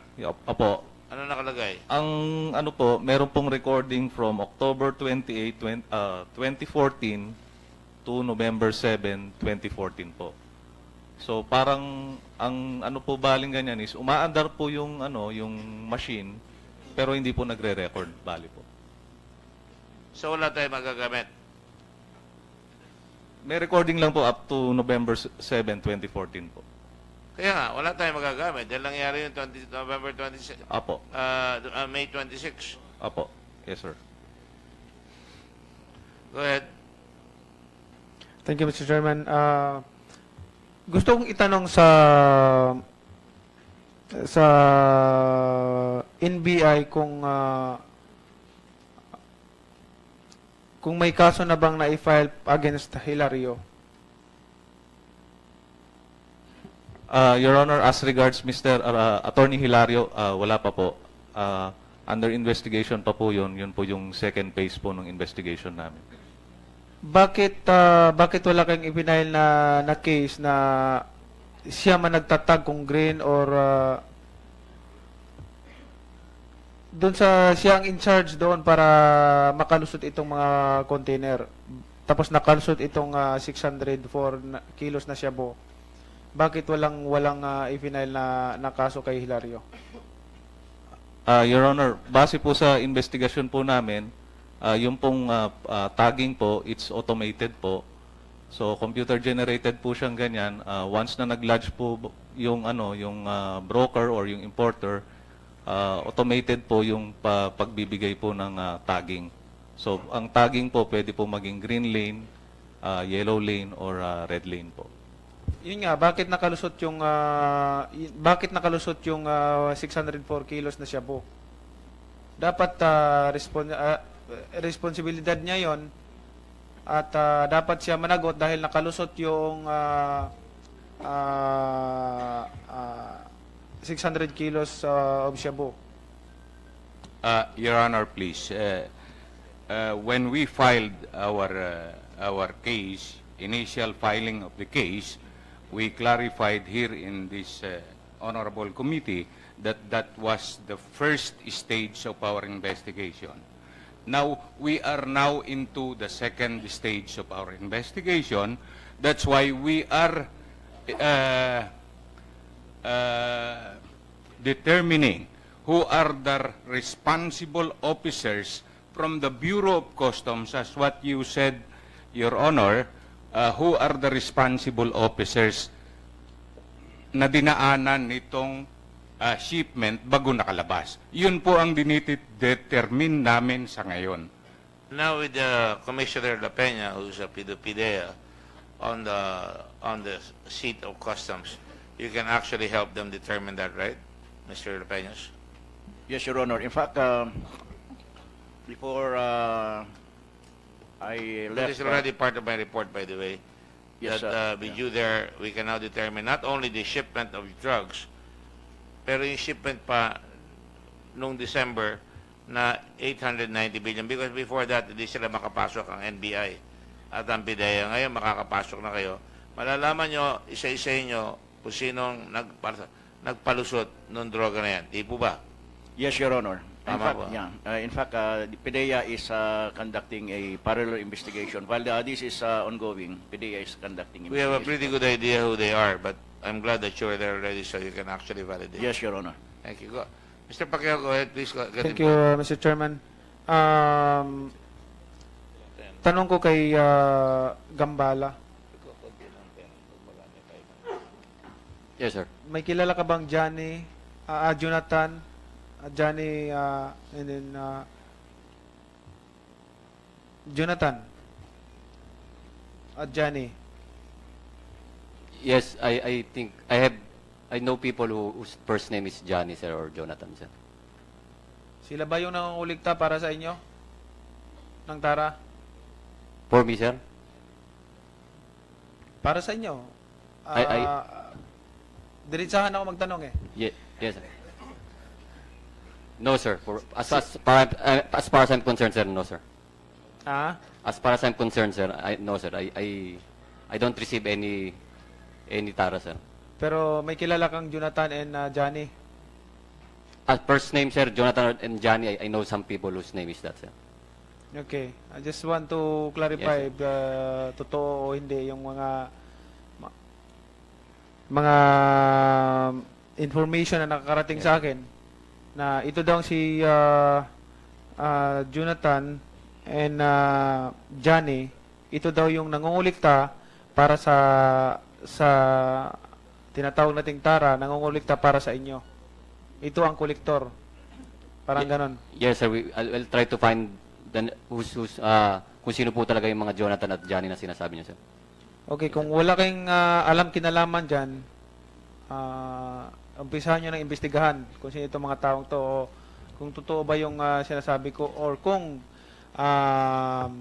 involved kayo dito. Yes, sir. Okay? Yes, sir. And I'll just take... Yes, sir. Since you mentioned that, sir, maybe I could just give a short answer to that, sir. As far as I'm concerned, sir, since the Tara or the list was already being discussed, sir, and it was given by our good Senator Lacson, sir, maybe I would just like to say my piece, sir, with regards to that. Very short lang, sir. Senator Lacson, I still respect him, sir, as my fellow cavalier and upperclassman, sir, and as a senator, sir. And the thing he's accusing me, sir, or I would just like to say that I still respect him, even though the things he told about me, I cannot really do it, sir. But I hope, sir, I could redeem my name at the same time, sir. And you will have plenty yes, of time because this is Chairman, just a preliminary hearing. Mr. Chairman, I ask the permission of Senator Pacquiao on this particular point. Go ahead. How about this? With the permission of okay. Senator Pacquiao. Meron ba kayong Gemma Castillo sa Comsen? Wala po, sir. Wala. Kasi ganito, and si Mark will bear me out on this, kasi these are exchanges. Wednesday, 24 May to 2:02 p.m. Gemma. Mark, alam mo si Gemma sa Comsen, di ba? Yes, Your Honor. Okay. Ang sabi rito, Mark, pwede daw ba 200 isa? Pag sinabing pwede ba 200,000 ba to? Yes, Your Honor. Okay. Ang sagot ni Mark, ang laki po, ma'am. Pwede po ba 50? Masakit masyado 200. Still, you're talking to Gemma of Comsen, ha? Anong pagkapakilala sa ni Gemma? Regular employee siya ng bureau na naka-assign sa Comsen or house siya? Ano po siya? Bagman. Hindi po. Meron po siyang posisyon, alam ko. May posisyon. Hindi mo kilala si Gemma Castillo? Ay, Comsen ito eh. Hindi, sir. Walang Gemma Castillo, sir, sa Comsen. Anyway, tuloy ko lang, Manami daw kasi aabutan, sabi ni Gemma. Ang sabi ni Mark, ma'am, baka pwede pakiusapan. Lubog po ako masyado dyan. Sabi niya, 120 isa, ha? Sabi ni Mark, sige po. Anyway, I'll not continue anymore. Ito yung negotiation sa Tara. No? And if you don't know anything about the Tara going on, inside Comsen, and you're the head of Comsen, what does that make of you? Yes, sir. That's the problem, sir, with BOC, sir. People usually use names or offices of people, sir. And the problem is we cannot defend it, sir. And the problem is, nakakalusot naman yung kargamento. Yes, sir. Ginagamit yung pangalan ninyo, pero nakakalusot naman sa inyo yung kargamento. That's So, what- how would you reconcile? Kasi kung hindi nyo alam, hindi rin lulusot.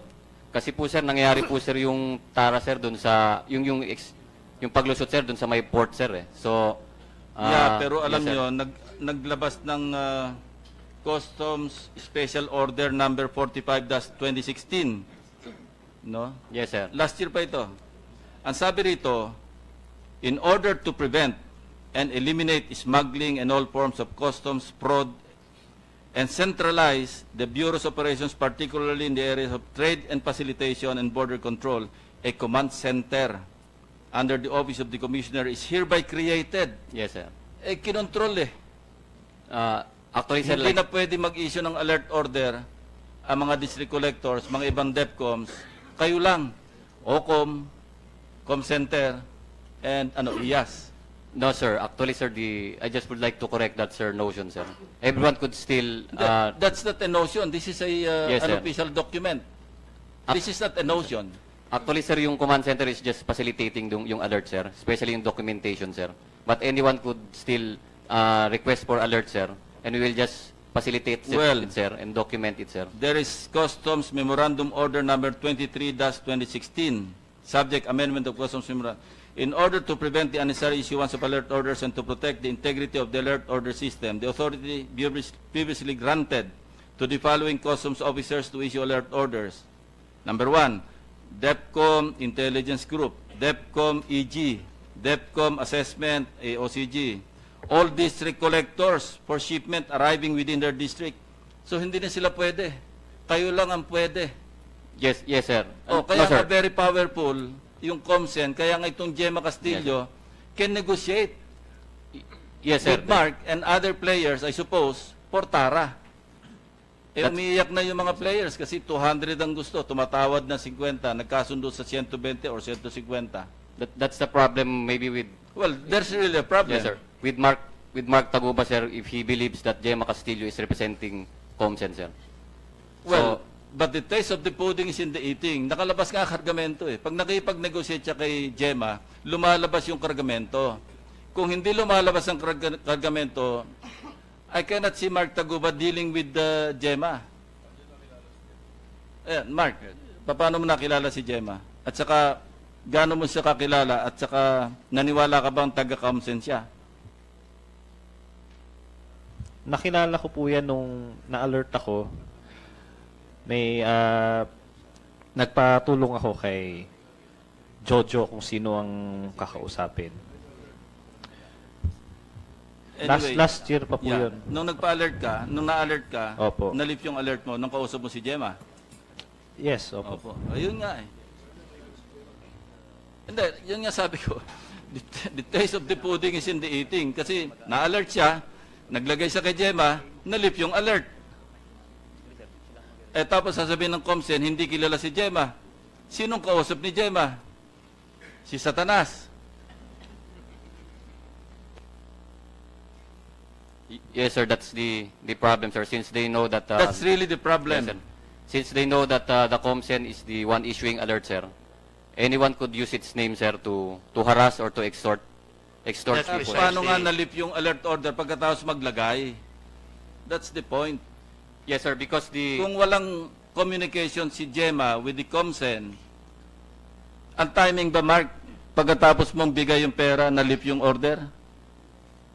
Ganyan ba yung pattern? Parang kinabukasan po na-release na yung container. Yes, sir, because... Now, you want us to believe you now na hindi mo alam nangyayari sa Comsen?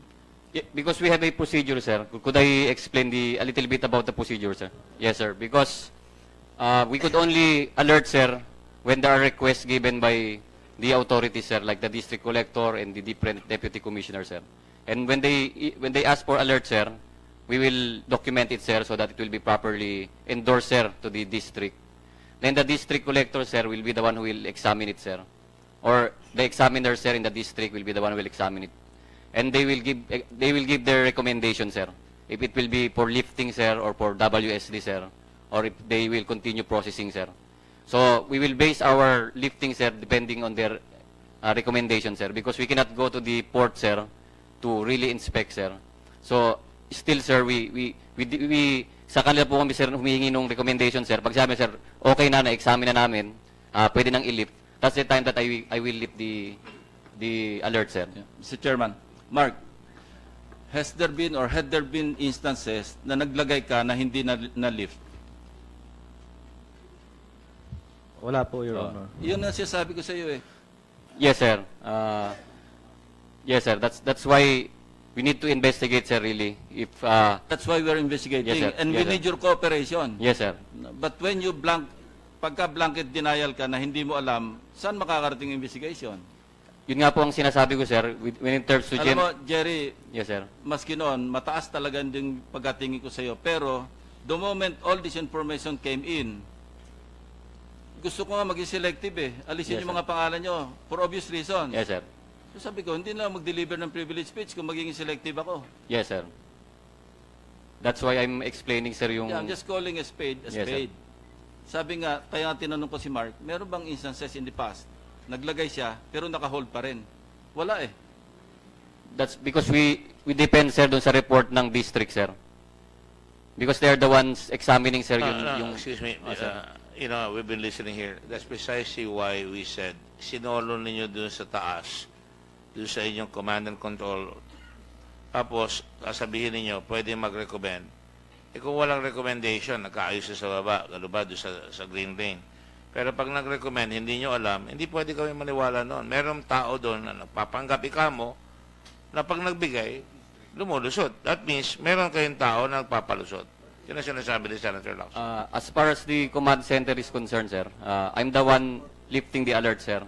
So everything, all the alerts will pass through me, sir. Then, So, if you listen to Mr. Taguba, lahat ng binayaran niya, lumulusot. Sino nagpapayag? Ikaw. no, sir, because we depend on the recommendation of the district collector, sir. Kasi doon po sa district, sir, nagkakaroon ng examination, sir. Yeah, but even if they recommend, they will still have to recommend papayagan nyo. Ikaw ultimately magsasabi, payagan nyo. Yes, sir, because every time we alert, sir, No, you don't ask for the alert. The Yes, alert is given by sa baba. And then you look at it, and then you say, sige, alert, buksan nyo. Yes, Pag sir. binuksan, mag-recommend, tama o mali, bayad, Yes, sir. kulang, dagdagan. Yes, Diba? sir. Ganon? Yes, sir. O, di sa inyo pa rin. Yes, sir, that's why we... Yes. Go ahead. Thank you, Mr. Chairman. Tapusin ko lang to, malapit na. Kay Kinit Dong naman ako magtatanong. Kinit Dong, gusto kong sabihin sa itanong sa iyo. Ilang tao na nakapagpa-picture ka? Who are you asking? Kinit Dong. Kenneth Dong? Picture. Marami na? I forgot na. Yun na. Hindi ko na maalala. Na-mention mo dito, sino-sino ba yung mga celebrity na o politician na may picture ka? Na-deactivate kasi yung Facebook ko eh. So, no, hindi ko maalala kung sino yung mga... Dito sa May picture nga din tayong dalawa. Yung ano. Kaya nga, may picture din tayong dalawa. Okay. Hindi ko... Inahanap ko bakit walang hindi pinakita yung picture ko eh. Sino-sino yung mga may picture ka dito sa Senado? Nasabi ko na kasi last hearing, nasabi ko na lahat. May picture ka ba ni Hontiveros? Yes po. Kay Subere? Opo. Kay Kiko Pangilinan? Yes po. Kay Senator Gordon? Meron po. Sa akin? Noong birthday no sa Jensen, naka-attend ako. Okay. Okay. Kay Bamakino? Meron po. Mayroon ka. So, gusto kong itatanong ko sa iyo. lahat ba ng may kapicturan ka, alam yung mga ginagawa mo? Lahat ng na kasama sa picture, Yung mga ginagawa mo, yung transaction mo, yung business mo, alam ba nila yung ginagawa mo? hindi. Kasi ginagamit ko po yun, hindi para ipakita sa ibang tao na may connection or... Hilig mo lang? Yes. Katulad din sa ibang Filipino, pag nakikita ng public figure, nakikita ng artista, di ba? Normally, mahilig sila lumapit sa inyo. Senator, baka pwede mag-picture tayo, di ba? I think it's very normal para sa isang tao. Okay. I just want to clarify, Mr. Chairman, na hindi ibig sabihin na may picturean, may picture ka, kasama ka na doon sa mga transaction nila at kung ano man yung mga transaction Yes, nila. So, ito ay para lang sa clippings mo, yung Opo, kasi picture mo. kung baka ganun pa rin yung sagot ko, hindi porket na may picture ako sa isang public figure o celebrity, may ibig sabihin na yung picture na yan. Dahil ganun po, naging very straightforward po yung answer ko. I think last Senate hearing, tinanong na po ako ni Senator Trillanes, no? Sabi ko, ang tanong dito is, meron po ba akong kasalanan dito sa custom issue? Wala. Pasensya na pa, medyo naging emotional kasi every Senate hearing, parang, bakit purong picture ko na yung inintriga dito? Yung kumbaga, yung picture na yan, nangagaling pa sa social media. So kumbaga, sobrang na-frustrated na ako. Every time, I'm showing it, every time nagiging good faith ako. Nagpakita ko sa inyo dito, pero hindi po yung para doon sa picture na yung inimbestigahan sa akin. Kinitdong, tinatanong ka kasi may mga ilan dyan na pag may picture ang isang tao, associated na doon sa mga transaction o sa mga illegal man o mapano sa mga transaction na ginagawa ng tao. So, liniliwanag lang natin dito at sa taong bayan na hindi porket may picture ka sa isang tao, alam mo na yung mga ginagawa niya. Guilty na, kamo. Oh, guilty na. I will warn Senator Pacquiao. Mr. Chairman. You are lawyering, sabi nga ni Senator... He's lawyering for Kenneth Dong. I will move for his disbarment. Ginaklaro ko lang, Mr. Chairman, na hindi porket may picture ka, kasama ka na, alam mo na yung mga transaction ng isang tao. So, Mr. Chairman, dito na lang muna. Mamaya na lang ako magtatanong ulit sa second round kung ano. May I ask senators to facilitate. We invited certain people who came all the way from Davao on their own volition. And this is a comment also made by the Senate President. Pinag-awayan pa yan. It is my hope that we can bring down the people who asked them to come here para matanong na kagad, para matapos na. So if Senator Trillanes is around, I would ask everybody to continue with this cross para matapos kung mayroong itatanong. Habang wala pa siya, actually ang una, yung pinakamatanda na kasama natin dito ngayon. Biro lang. Nagkuminito lang. Sa serbisyo. Okay. Sa bigote. At saka siya mauna, pero we'll ask Senator. I have no questions to our resource persons. I just have one concern. It's about the 1 ton of powder that everybody seems to forget. Kaya later na yun, sige, I'll give way to Senator Aquino, Mr. President. It's one of the reasons why it's very hard because hindi pa tapos talaga, di ba tapos because lumalabas pa rin yung droga. Go ahead, Senator Aquino. Alright, maraming salamat, Mr. Chairman. Unang-una po sa lahat, siguro just to state, mahirap po talagang ihiwalay yung issue ng tara at saka issue ng shabu. Kasi I don't think the people here intended na pumasok yung shabu. I don't think so. Kaya lang dahil sa tara, nakalusot po yun at nakapasok sa ating bansa. So, kaya po siguro, bumabalik tayo sa tara, bumabalik po sa shabu, mahirap po talagang ihiwalay in this particular case. Now, my first set of questions will be for... Those of you who have to go to the toilet or having liquidity problems, just raise your hand and we will allow you. Just raise your hand. Sige, kung wala. All right.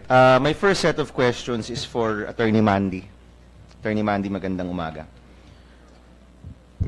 Sa inyo pong time as Chief of Staff ni Commissioner Faldon, meron pong mga grupo na binanggit si Senator Lacson na mga big players doon po sa customs. No? He named 5 groups. The Teves Group, the Tan Group, the Santos Group, the Kimberly Gamboa Group, and the Davao Group. At meron siyang isang pinangalanan doon na Charlie Tan in the Davao Group. I have here the names. No? Meron ditong 44 names na tinatawag na bribe givers or players at the Bureau of Customs. Are you familiar with the privileged speech of Senator Lacson? Yes, Your Alright, Honor. so hindi ko na kailangan banggitin isa-isa.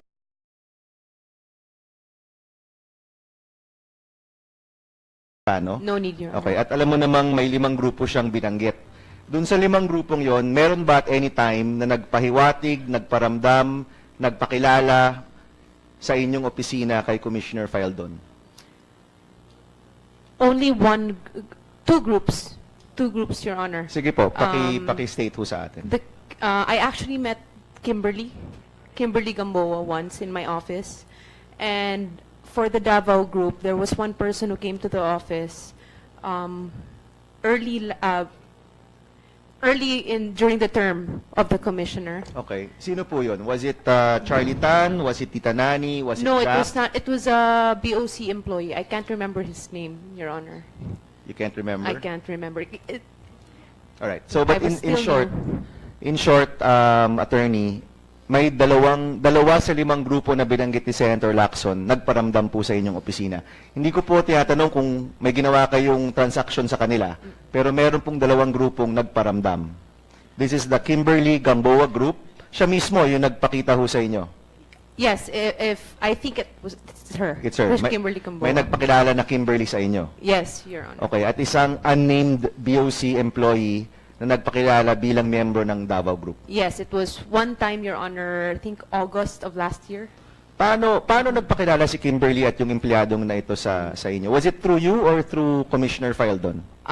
Kimberly Gamboa came to the office asking for a meeting with the commissioner regarding a shipment she had of plywood that was alerted by the commissioner. Well, sorry, it was not alerted. It was put on hold by our former OIC Deputy Commissioner of the Enforcement Group, Deputy Commissioner Arnel Alcaraz at the time. So, I'm not sure if it's plywood. Don't quote me on that off the record. So, No, she was trying to... Let the record show that the resource person is unsure of the content. Unsure. It was either tiles or plywood. So at the time, she was trying to meet with the commissioner to try to explain why, to explain that her shipment was actually not alertable and to complain that her shipment was put on hold without an alert order. Okay. So in short, nakikiusap na may pasok na container. Yes, Your Honor. Alright. Yung unnamed BOC employee, ano naman yung pagpapahiwatig niya sa inyo? The unnamed BOC employee just came to my office regarding the 60-plus shipments which were alerted by the commissioner at the start of his term. He asked me if I could help him, and then he showed me a text message from a certain man's. But I told him I don't care.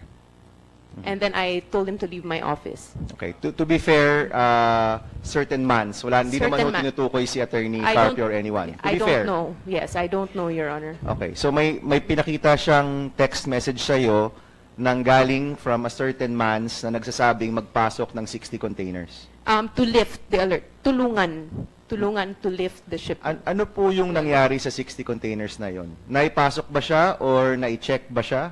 The last thing I heard about those 60 containers, Your Honor, was that the district collector issued a WSD.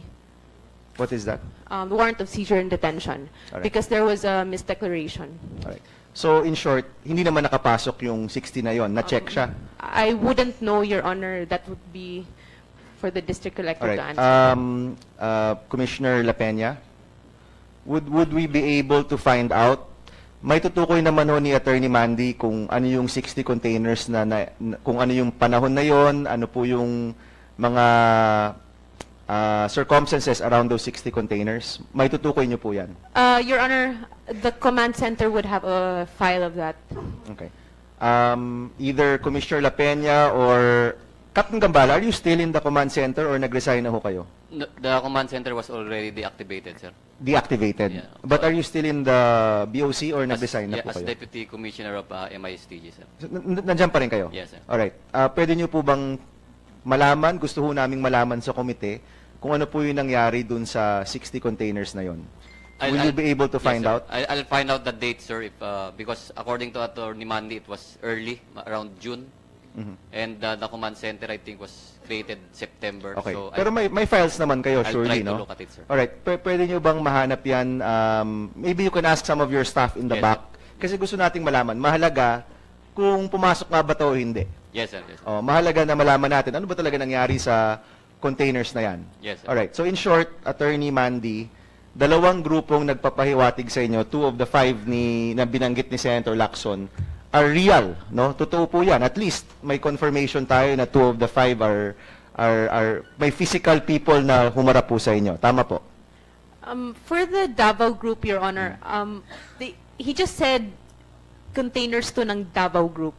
Okay. So in short, and I think ito naman I so don't know far, if he was a member of the Davao Group. yes, in short, so far, ang masasabi natin, may gumagamit ng Yes. pangalan na Davao Group. For sure, Your Honor, Okay. meron. At mamaya, I want to go to Charlie Tan because in Senator Lacson's expose, it was Charlie Tan of Davao Group, no? With the permission of Senator Aquino, Mr. Chairman, just to pursue, are you good with faces, Attorney Mandy? Yes, I am, Your Honor. So you don't know the name of this person, but can you identify him when you see him again? Yes, Your Honor.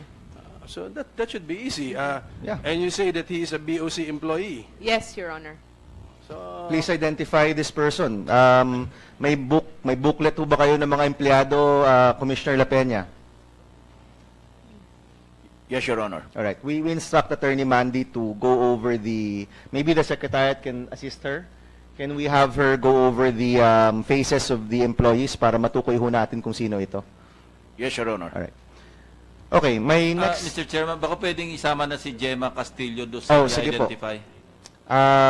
Yes, we will do that. Si Gemma Castillo ay physically, ako yung pangalan po nandun.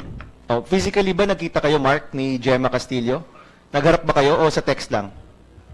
Nagharap po kami. So malalaman mo rin kung sino si Gemma Castillo sa mga photos? Yes, Your Honor. Alright, sige. So, Mr. Chairman, can we ask the Secretary to facilitate the identification of this certain BOC employee and Gemma Castillo? I already did. In fact, I was about to ask this certain Jojo na sinabi ni Captain Gambala, hindi niya kilala. Baka yan rin yun. No? Kasi apparently lumalabas, the chairman asked you, Mr. Gambala, do you know him? He said you don't know him. Sabi ni Mr. Estrella, I heard the name. Pero tinanong ko rin si Mr. Torres, do you swear that there's no Jojo Bacud working in the office of the commissioner? Ito yung contact ni Mr. Taguba. No, sir. No, sir. Have you ever come across a person by the name of Mr. Jojo Bacud kay Ms. Anderson? No, Your Honor. In fact, I checked the records and we have no one by the name of Jojo Bacud. Lumalabas, Jojo Bacud is a consultant, contractual employee. Ito, meron akong record. Kaya nga, nakakapagduda kayo dyan. Ang kanyang anti-smuggling operations coordinator, si Joseph Teofilo Bacud, from January 2, 2017 to June 30, 2017. Maraming mysterious people, Gemma Castillo, and all of you say you do not know. Yes, sir. Go ahead.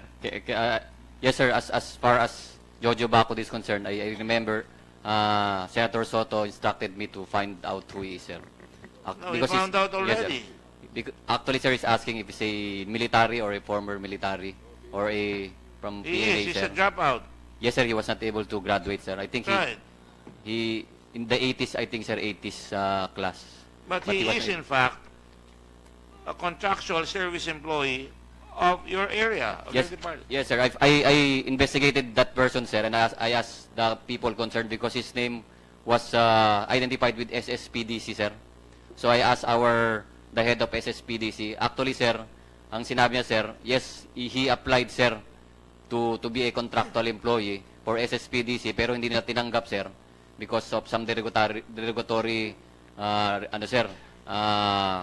information. But I later found out, sir, when we were looking for that Jojo Bakod, he was assigned in a new department, sir. He is an employee. Yes, sir. I think asked you, Attorney Anderson, I asked Mr. Torres, all of you said no, you have no record. In fact, the last question I asked you, and I'm not trying to jump on you, I really don't know him, sir, but we found out that he was not really, he worked under SSP, but he was not taken after some time, sir. Yes, sir. Because of a derogatory report. You said that last time. Yes, sir. So si Gemma Castillo and all the others have to appear. Yes, sir. We'll find those names, sir, if they're still with the BOC, sir. No, they are already there. Yes, sir. So please don't give us let us go on a wild goose chase because alam namin na andyan yan. Yes, sir. Okay, go ahead. We Thank you, Chairman. We are going to have already instructed the Secretary. Yes, and Chairman, once we find that unnamed BOC official that showed the text message to Attorney Mandy, I wish we can invite him here also para magpaliwanag po siya sa kanyang text message. So ordered. All right, thank you. All right, my questions are for Attorney Carpio. No? Attorney Carpio, yung kliyente po ninyo ay si Mr. Reta, is that correct? Yes, Mr. Chair. Okay, and I'm familiar with the case of Mr. Reta. Baka pwede nyo pong i-explain kung ano po yung kwento ni Mr. Reta. Kasi I know the group who has been supporting him in Davao have tried to support him way back, no? Years back. So baka ho quickly pwede nyo pong ikwento, Attorney Carpio, kung ano po yung case ho ni Mr. Reta. Mr. Chair, actually I've already asked permission kasi lawyer-client privilege, pero Mr. Reta allowed me to speak. The case involves, matagal na po to, with regard sa designated examination area wherein papasok yung mga containers, check nila. And there was one incident wherein merong mga containers, naka-declare yata parang construction materials pa yun or what, na-alert. So sabi niya, oh, kailangan i-check yan. So what happened? Ang nangyari, hindi na-check, hindi na-strip, hindi na-open, pinalabas po ng mga customs officials sa This is in the Davao port? Yes. Yes, okay. Yes, Mr. Chair. Ganun po nangyari. So, naging crusade po ni Mr. Reta na expose itong anomaly sa Davao. And he approached me, kasi since sa Davao po, wala ho siyang pwedeng lapitan para tulungan, para hindi po masira yung image sa Davao City. Ganun po yung... Okay, and in fact, he also approached members of Ateneo de Davao and other NGOs, if I'm not mistaken. Yes, Mr. Chair. Alright, so yung crusade ni Mr. Reta ay ibukas yung x-ray machines para ma-check yung pumapasok na shipment mula sa Davao Port. Is that correct? Yes, Mr. Chair. At yun ba yung rason kung bakit ka pumunta kay Commissioner Faldon? Mr. Chair, I went to Mr. Faldon, Commissioner Faldon, to explain to him, kasi bago lang po siya nakaupo nun, the details, kasi I don't think na he's familiar. Okay. In fact, Attorney Mandy was also there. She took notes. The records will show. I was with Mr. Reta. Okay, Attorney Mandy, ito nga ba yung topic of conversation ni Attorney Carpio at ni Commissioner Faldon? Your Honor, I was not part of that meeting, Your Honor. It was another executive assistant of the Commissioner. Before they started their meeting, I stepped out. Attorney Carpio? Ma'am, nandun ka. Hindi ako doon nag-notes. Mr. Chair. She was there, pero lumabas po Yeah, yata. we just met Okay. there. In any case, I saw him at the office. another executive assistant was there. Yes, Your Who is that? At that time, Your Honor, I believe it was Vivian Tan. Yes, okay. but we got the minutes from that meeting. Okay, at yun nga ba yung napag-usapan? Yes, Your Honor, Alright. that was- So, Attorney Carpio, gusto ko lang tanongin, no? May nangyari ba pagkatapos nung meeting na yon? It seems like a reasonable request. Gamitin itong 250 million X-ray machine para pagpasok ng mga container sa Davao Port, na-check siya. Anyway, nabili na yan ng customs. Nagamit ba yun o hindi? Ginagamit ba siya ngayon o hindi? Unfortunately, Mr. Chair, hindi pa ho nagagamit yung... Okay, so may X-ray machine sa Davao Port and yet hindi ito ginagamit. Is that correct? Yes, Mr. Chair. And you had gone to Commissioner Faldon to ask na gamitin na to. At yun yung kusada ni Mr. Reta. If it's possible, Mr. Chair, kasi it's already pending before the courts. It's within the Supreme Court.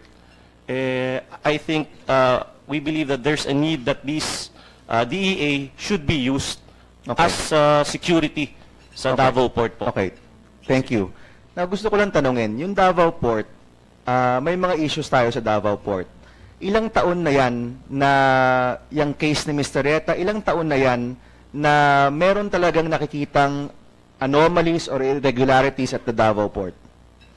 Actually, Mr. Chair, the issue, yung pumasok na po, year 2010 po yan eh. Okay, Yung so pumasok. for the last 7 years, may mga issue sa Davao Port na ikaw na mismo yung naging abogado ng taong nagtatry na ayusin yan. Is that correct?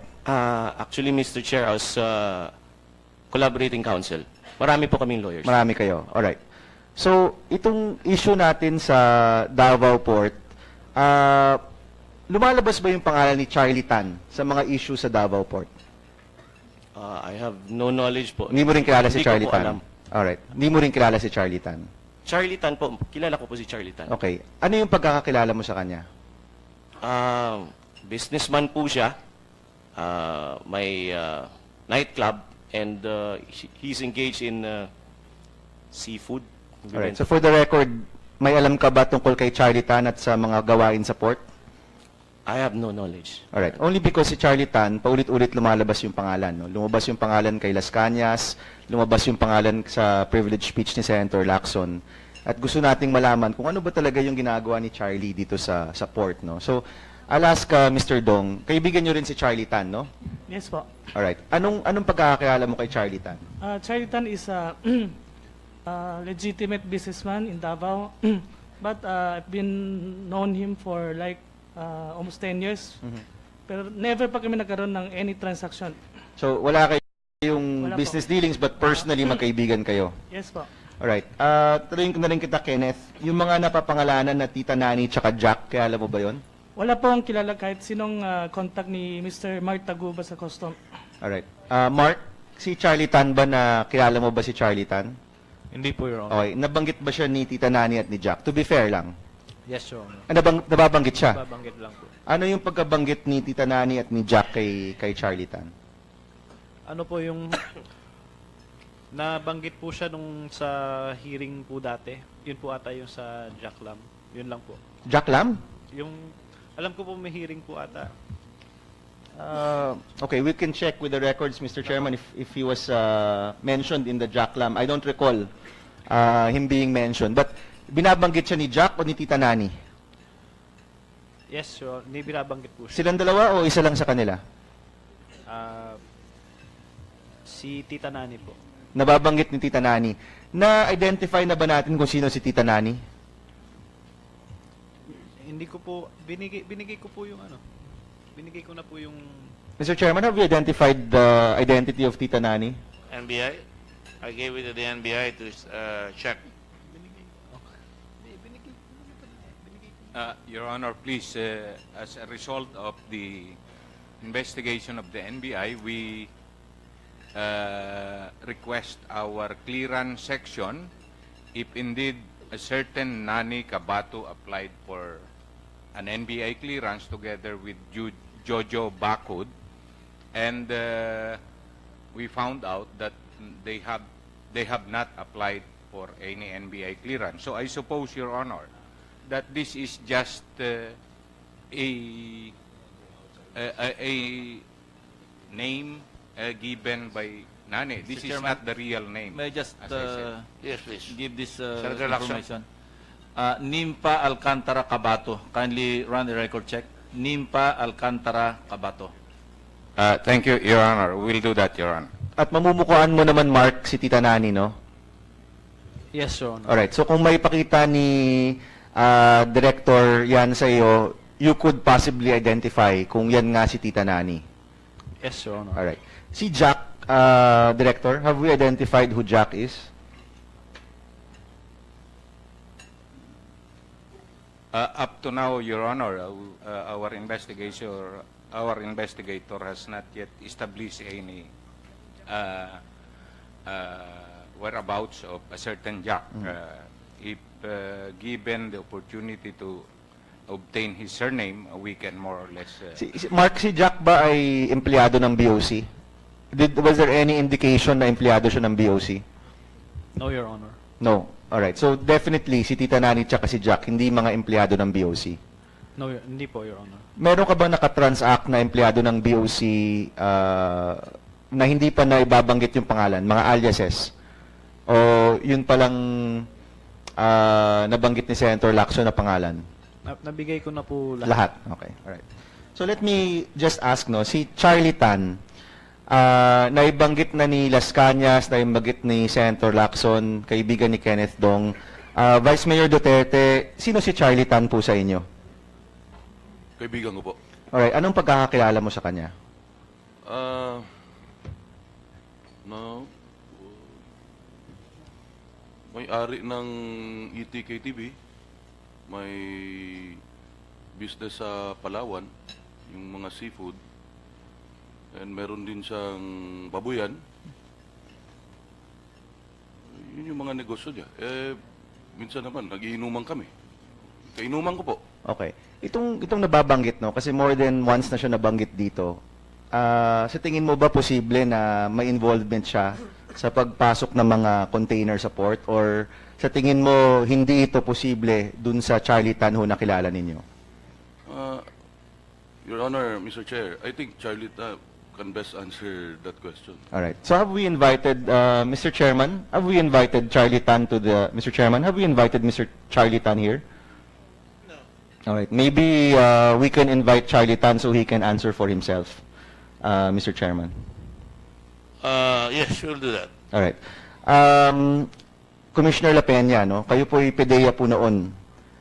In any Yes, of Your your, Honor. just to be fair, no, in any of your records, meron ho bang Charlie Tan na identify ninyo, na investigate ninyo, o nasa watch list po ninyo nung, of course this is unfair because you're now with Customs, no, pero I'm sure nire-research nyo naman po ito. At any point, was there a Charlie Tan in the PDEA records?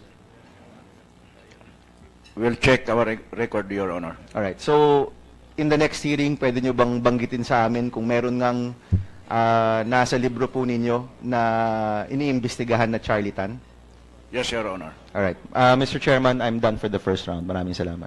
Sir, just a point of clarification, sir. Yes, please. We'll just ask, sir, again, sir, the name of name the name given by Senator Lacson, sir. Just a correction, sir, if it's Nimpa Alcantara Cabato, sir, or Cabato, sir, with O, sir, or U, because we will also look for her name in the bureau, sir, if she's an employee, sir. Senator Lacson, is it Nimpa Alcantara Cabato? Yes, Mr. Chairman. Captain Sir, Gambala is asking whether that's Sir, if it's with an O or U in the end. Oh, with an O. O, sir, because we'll also check Yeah, sa I know. bureau, May sir. kabato rin talaga because Yes, sir. Yes, sir. meron may underclassman na kabato. Opo, sir. Thank you, sir. I understand that this person is married to a former P-mayor. So, yung sinasabi ni Senator Lacson na underclassman, baka yun yun. You. That doesn't matter. U or O, check them both. Senator.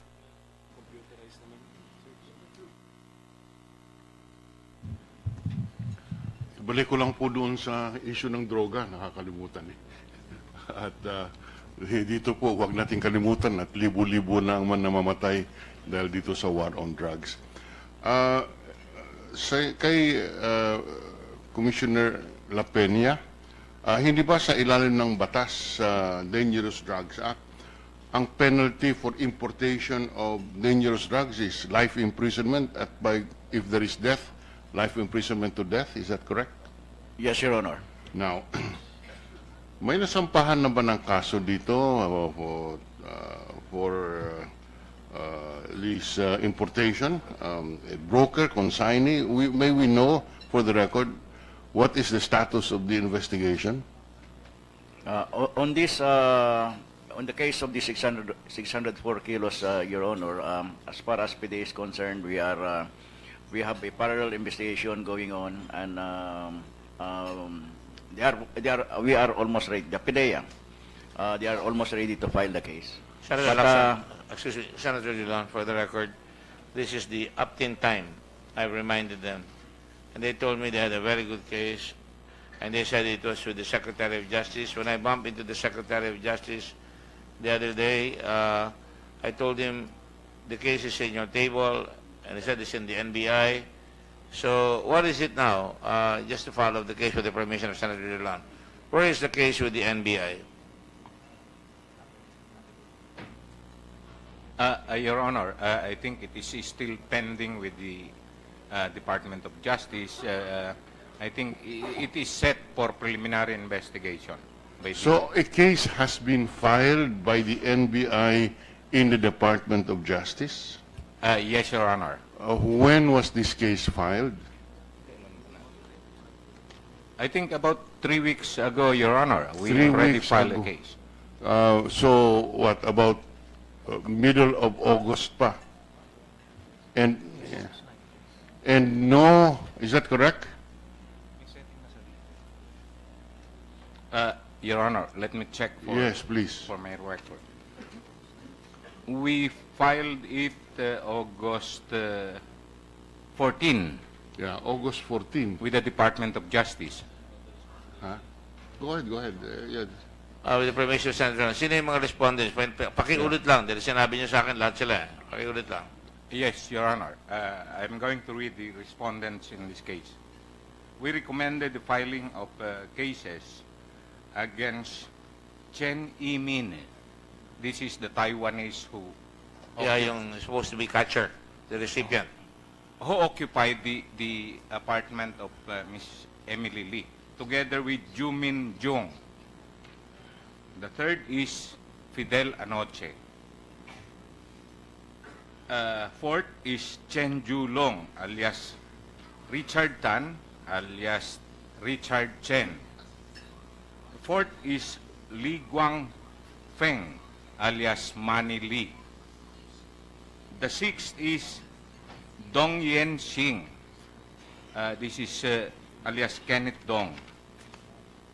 Seventh is Mark Ruben Taguba. Eighth is TJ Marciliana. And ninth is Irene May Tatat. The case that we recommended to be filed against them are this one. For importation of dangerous drugs under Section 4 RA 9165, which is the Comprehensive Dangerous Drugs Act of 2002. And number 2 case that we filed is an authorized practice of customs broker profession under Section 28 of RA 9280, which is the Customs Brokers Act, against the three of them, Li Guangfeng, alias Manny Lee, Dong Yi Xian, alias Kenneth Dong, and Mark Ruben Taguba. Now, this was filed on August 14. Is there anybody from the Department of Justice here, Mr. Chairman? We would like to know exactly what is the status. It has been 3 weeks. Your Honor, please, as I understand it, considering that there is no representative from DOJ, I think a task group was formed by the Department of Justice who will handle this case. All right. We will invite them at the next hearing. This is well, anyway, yes, One of those mentioned is here as a respondent, Mr. Taguba. Mark, have you received the summons to file a counter affidavit? Not yet. That's exactly where the status is. It has been 3 weeks since it has been filed. One of the respondents is here. The Department of Justice has not deemed it important to give it priority attention, notwithstanding the publicity it has generated. Mr. Mark Taguba has not even been required to file a counter affidavit, and I assume the others who were there, who are here, Kenneth Dong, etc. So, just for the record. Your Honor, meron na po ako natanggap. Ikaw meron na. Ano natanggap mo? For rape? Ano? Your Honor, for the... Drugs? Yes. Meron na? Yes. Yung iba? Meron na rin po ako na-receive. Ms. Tata, sino pa? Ikaw, TJ? None, Your Honor, this time. Are you sure you have not received any, Mr. Taguba? Wala pa po. No. Yes. Your already Honor, received. our investigators, Your Honor, from the NBI also received a summon from the DOJ. When is it set for hearing? When is None yet. I think, Your Honor, it's September 18. Sorry? September 18, Your Honor. Anyway, sige, let's... Now... For the record, Mr. Yes. Mr. Chen has not received any. Baka naman wala mga address yung inyong complaint na final sa Department of Justice, kaya hindi ma-serve yung summons.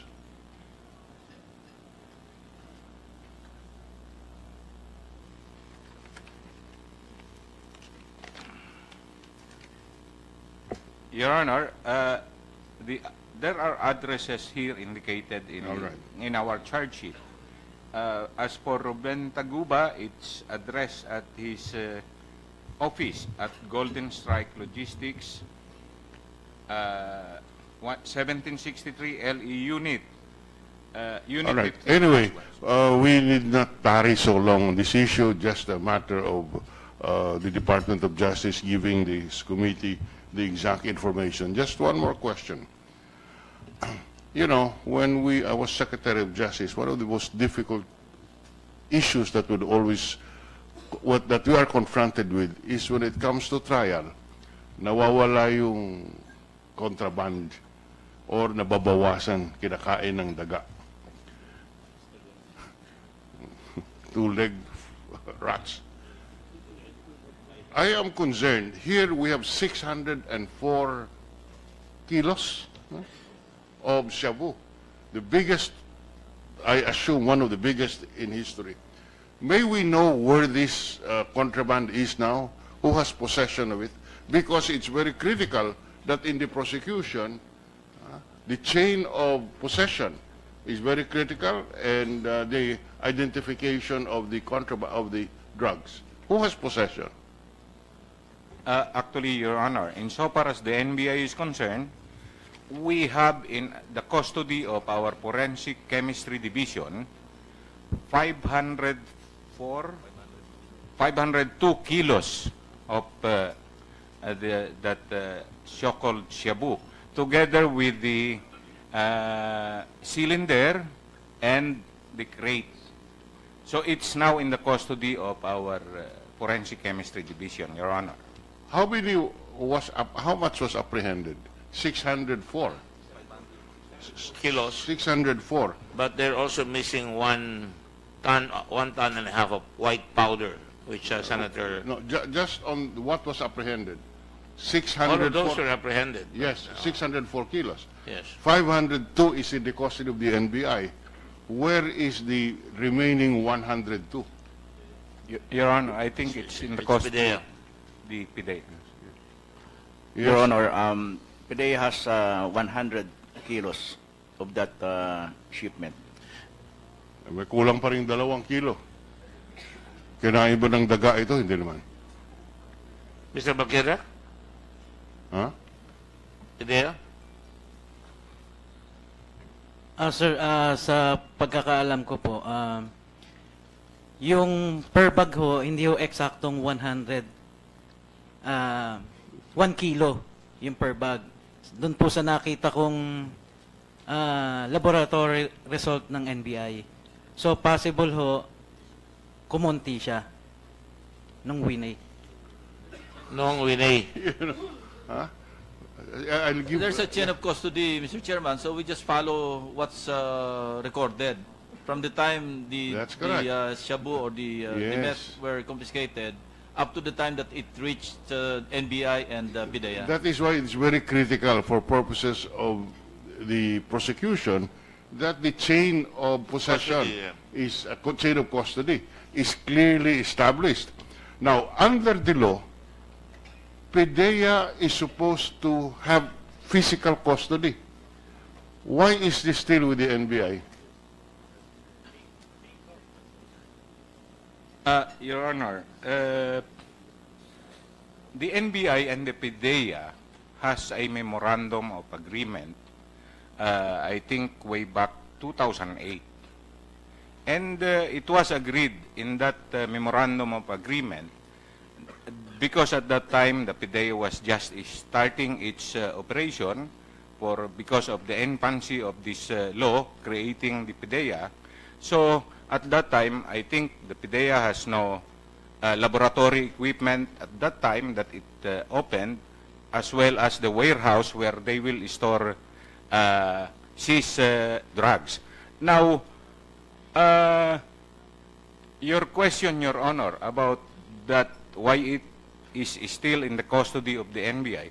Dahil po, yung unang-una, yung huli namin sa San Juan na 890 kilos, ay ito po, nasa NBI rin, in-examine ng forensic chemist ng NBI, upon orders of the court, unti-unti pong itinurn over ito sa custody ng PIDEA. Oh, what is the relation of this 800 kilos in San Juan to the 604 kilos that we're talking about?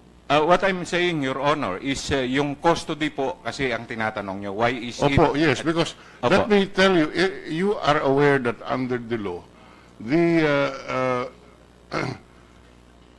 it is the PIDEA who shall take charge and have custody of all dangerous drugs seized or surrendered for proper disposition. So why is this not being followed? Your Honor, it is because, yun nga po, mayroong MOA between PIDEA and the NBI. The MOA cannot change the law. The law says PIDEA. And the reason why I am pointing that out is that there is, the drugs are supposed to be submitted to PIDEA for forensic examination within 24 hours.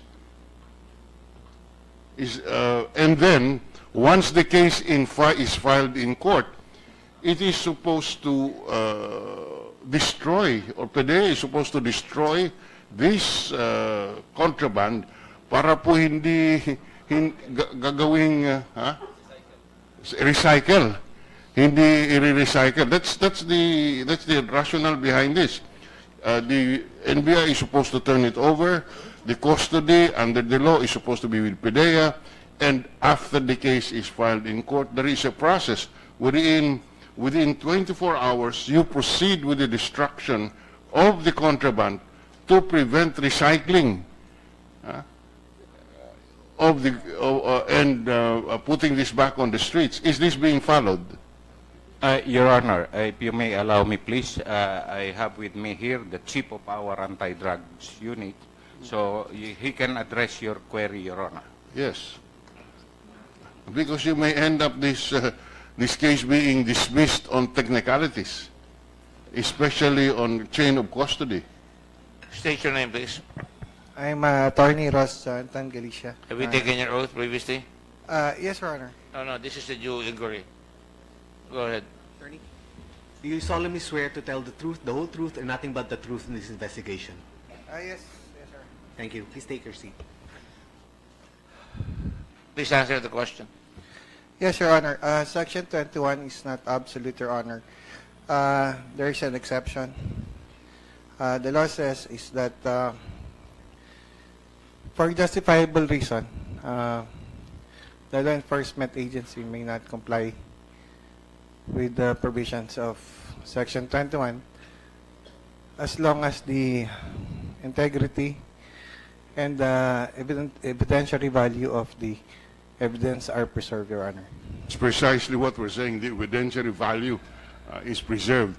And you're not following the letter of the law in a criminal case gives ground for the counsel for the accused to shoot dispute your evidence. No, Your Honor, that's not the only reasons, Your Honor, that we have the evidence.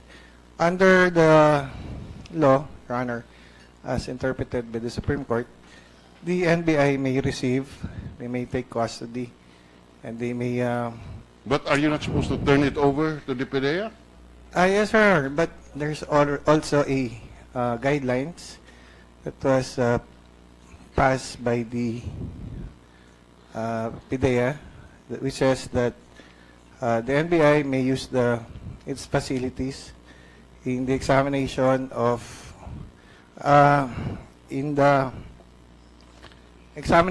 the evidence that were submitted to them by other law enforcement agency, Your Honor.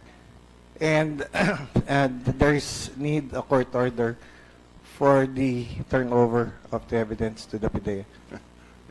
Well, anyway, I'll ask a general question if somebody can answer. Is there somebody from the PDEA here? Yes. You are, Mr.?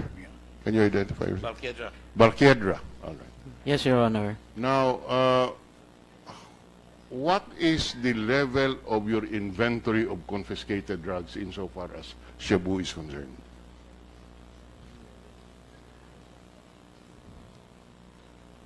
Sir, we have fully complied with the requiremements section I'm asking you, what is your inventory? As of now? Or ilan bang hawak nyo? Your Honor, Yes, General Peña. with the permission of the Chair, Please. the level of Shabu inventory with PDEA at present is 100 kilos. 100 kilos. Yes, Your Honor. That's the part of the 604 kilos that is. No, I'm talking about the general inventory. Not only this 100. This is part the shipment. No, because we have just distracted, Your Honor. We always distract as fast as we can. If that's why the Shabu, the inventory right now is 100 kilos, Your Honor. So you have destroyed all the previous confiscations? That's what you're telling us? Yes, Your Honor. All right, that's good to know because under the law you're supposed to do that. Yes, Your Honor, and we do that, Your Honor. All right, good.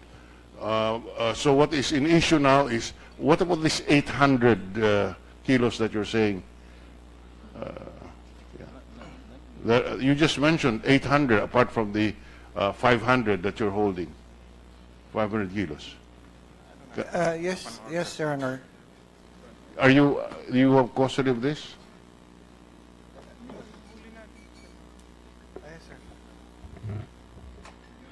Your Honor, insofar as the 890 kilos of shabu, which was confiscated in San Juan, there was already an order of the court, and the NBI complied with it. It was already turned over to the PDEA because the court went to the NBI to hear that case.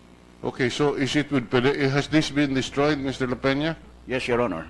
The 800? Yes, we don't have by any other in our inventory except the 100 kilos, Your Honor. Okay. Yes. Ano? Your Honor, I think it's still in the custody of the NBI. I'm sorry? It's still in the custody of the NBI, Your Honor. Which one, the 800? Yes, Your Honor. Akala ko ba tinurn over? So Your Honor, there is a need for a court order before we can, because it's a subject of a search warrant, Your Honor. We have... Your Honor. Which, General La Peña, you said you received it already. Have May you I received it or not? Correction, Your Honor. We have not received it 100 kilos, Your Honor. All right. So where is it? Is it with the NBI? NBI. I think so, Your Honor. I think. You think so? Yes, Your Honor. Can you come back and confirm that? or make a call right now? Yes, sir. How long has it been in your possession? Since we seized it last December 23, Your Honor. 23, 2016. Yes, Mr. Chair.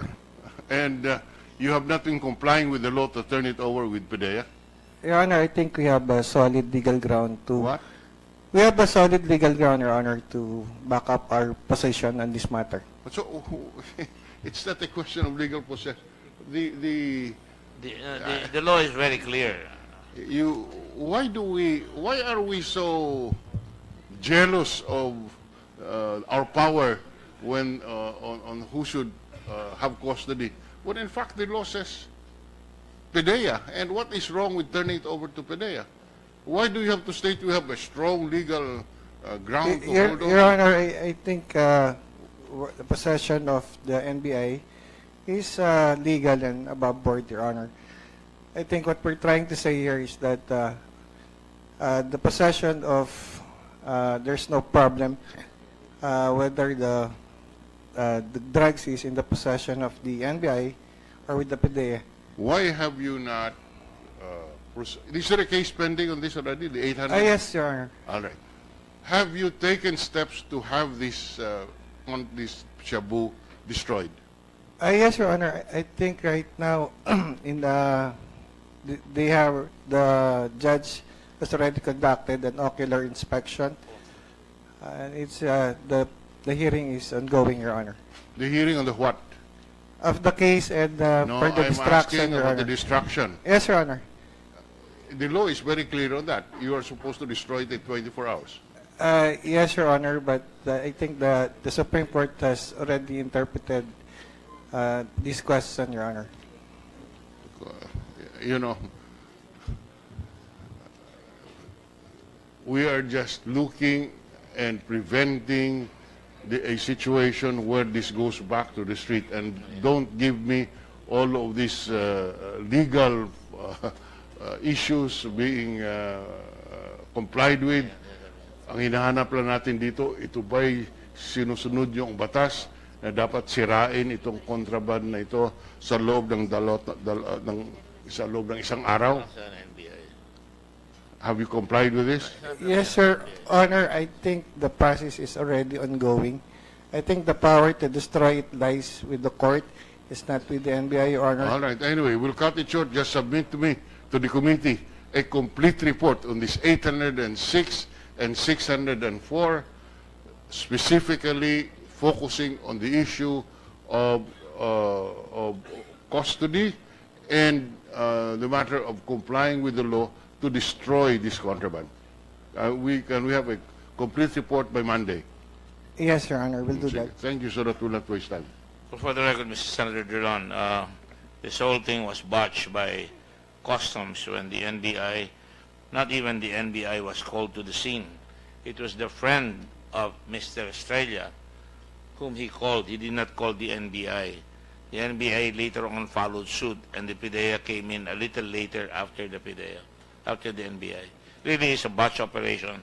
And one of my conclusions is that it was either deliberately done, because your questions were in the right direction, because we're not only looking for the drugs as taken in the cylinder, but also the white powder, allegedly almost over a ton of white powder, and about 16 other moldings that have not been accounted for, which I'd like to have the NBI account for. You will recall I asked for an inventory from Customs of all the stuff that they got from that warehouse. Has that been done? Mr. Gambala? General La Peña, would you please make sure that that happens? Get it from Mr. Estrella? Yes, sir. Yes, Your Honor. Hopefully by Monday also? Yes, Your Honor. Because we'd like to account for everything in the packing list. The correct packing list. So ordered. Senator Drilon is finished.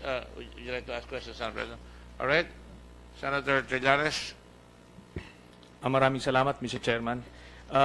Before I ask my questions, let me just manifest that ay,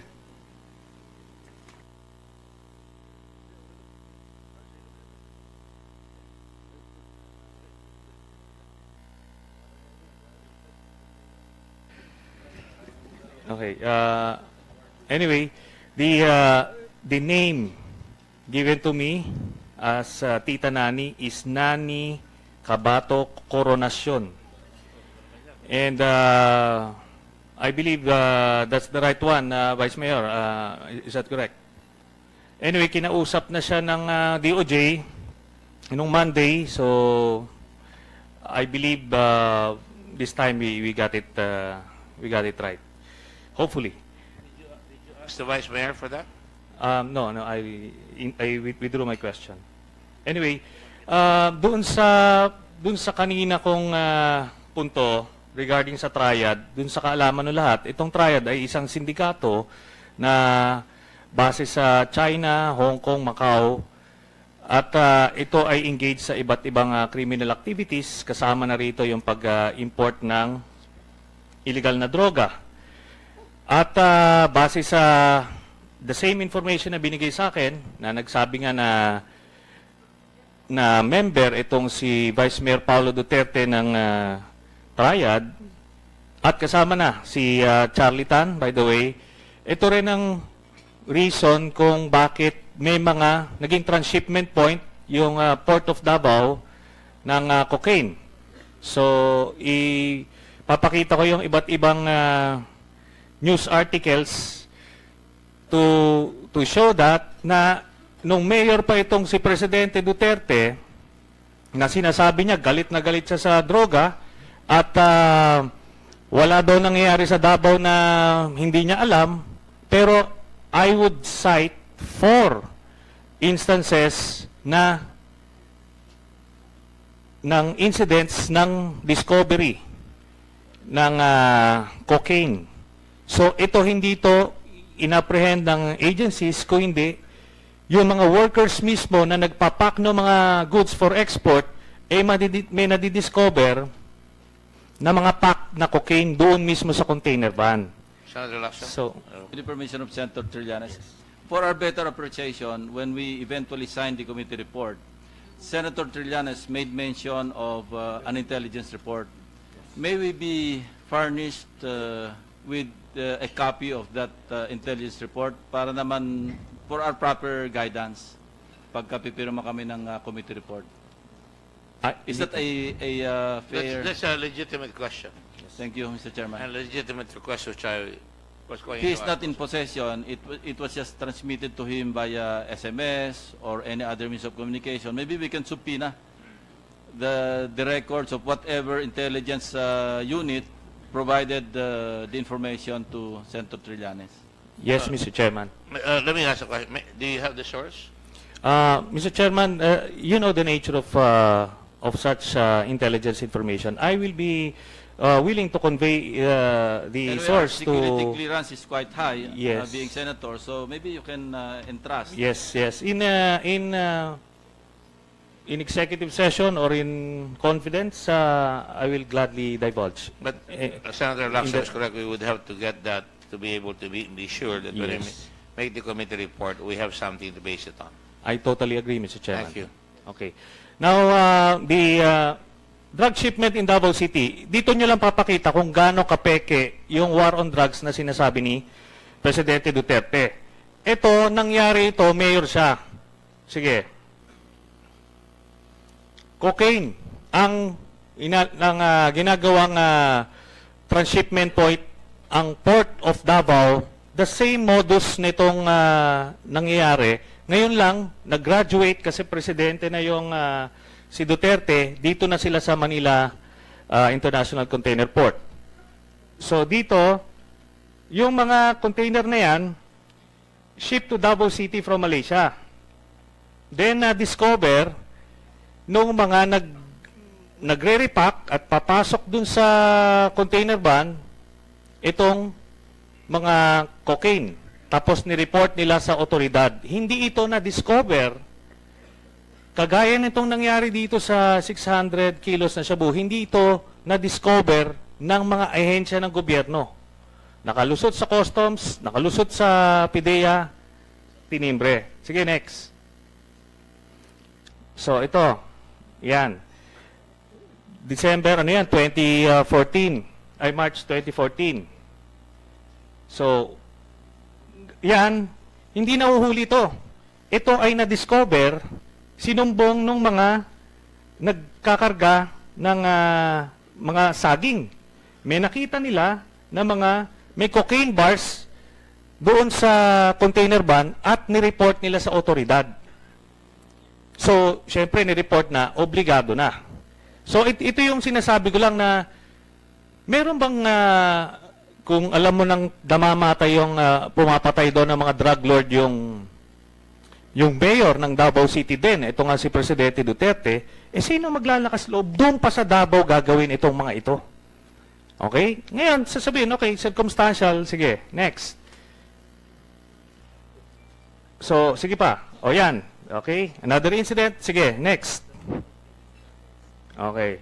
So, these are just examples. Okay. Ngayon, babalik tayo dun sa allegation ko na merong tattoo ng triad si Mr. Paolo Duterte. Inamin niya na meron siyang tattoo. Ngayon, tinatanong ako ng ebidensya. Ang ebidensya po ng membership ng triad ay yung tattoo mismo kasi meron siyang sacred digits. Ngayon, kung willing itong si Vice Mayor Duterte, pipicture natin, tapos papadala natin sa USDA para i-decode. Kung willing ka lang naman. Kung willing ka lang naman.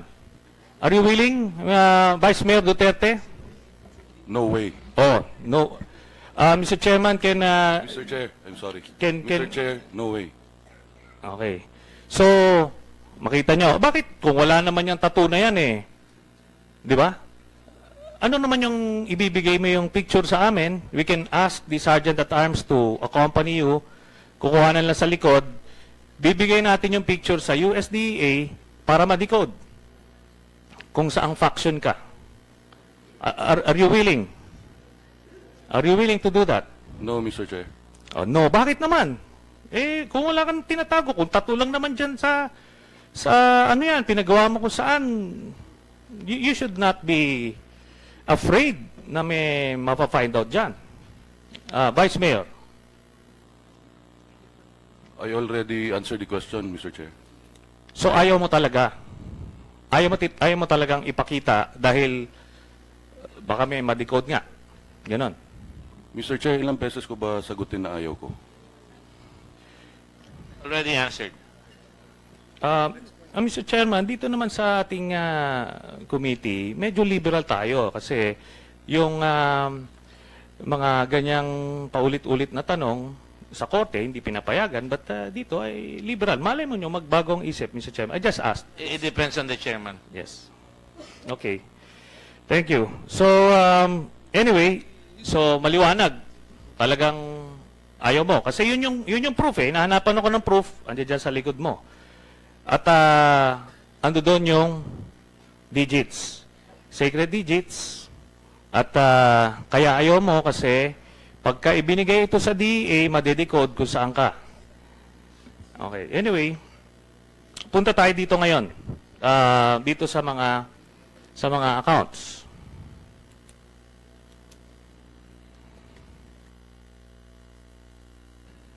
Sa mga accounts.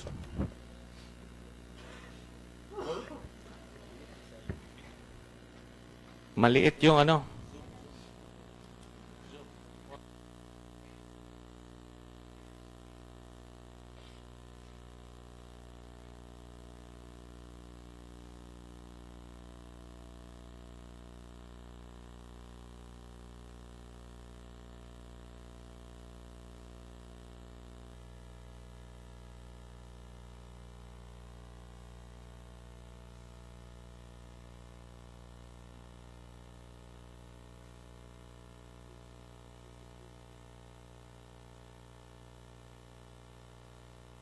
Okay. Mr. Paolo Duterte, meron ka bang Ang nakatira ka ba sa meron ka bang bahay na ano? Anong address mo for that matter?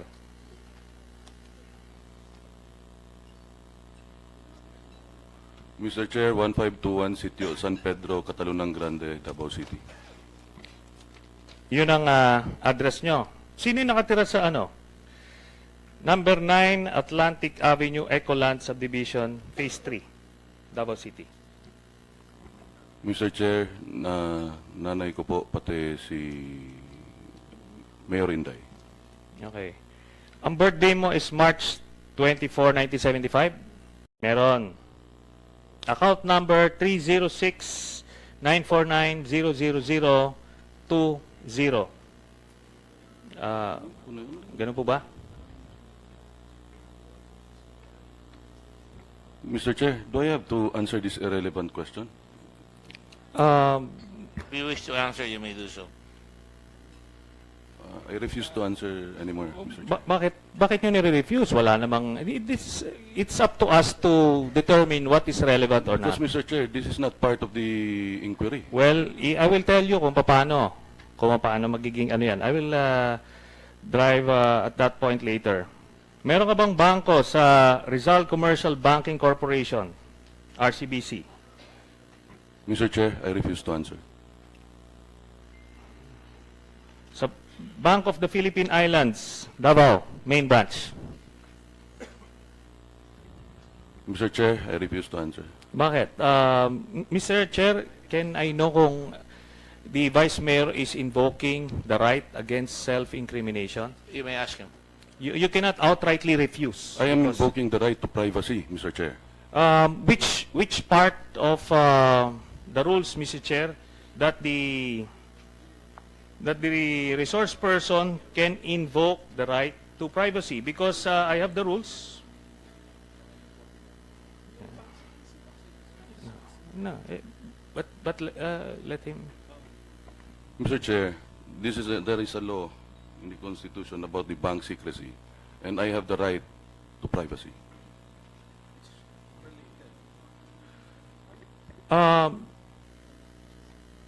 Mr. Chairman, according to Section 19 of the rules, no person can refuse to testify or be placed under oath or affirmation or answer questions before an incriminatory question is asked. So, apparently the basis that he raised is not included in our rules, Mr. Chairman.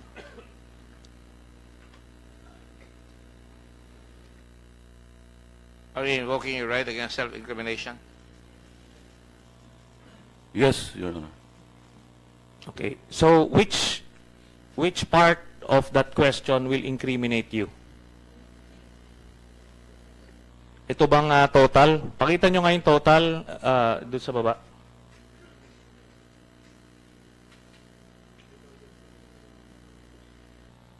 Itong total na 104 million dito sa mga accounts ninyo.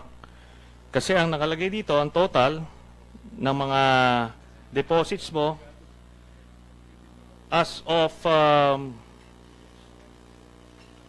2015 November, I'm sure lumaki na yan kasi may Davao Group na eh.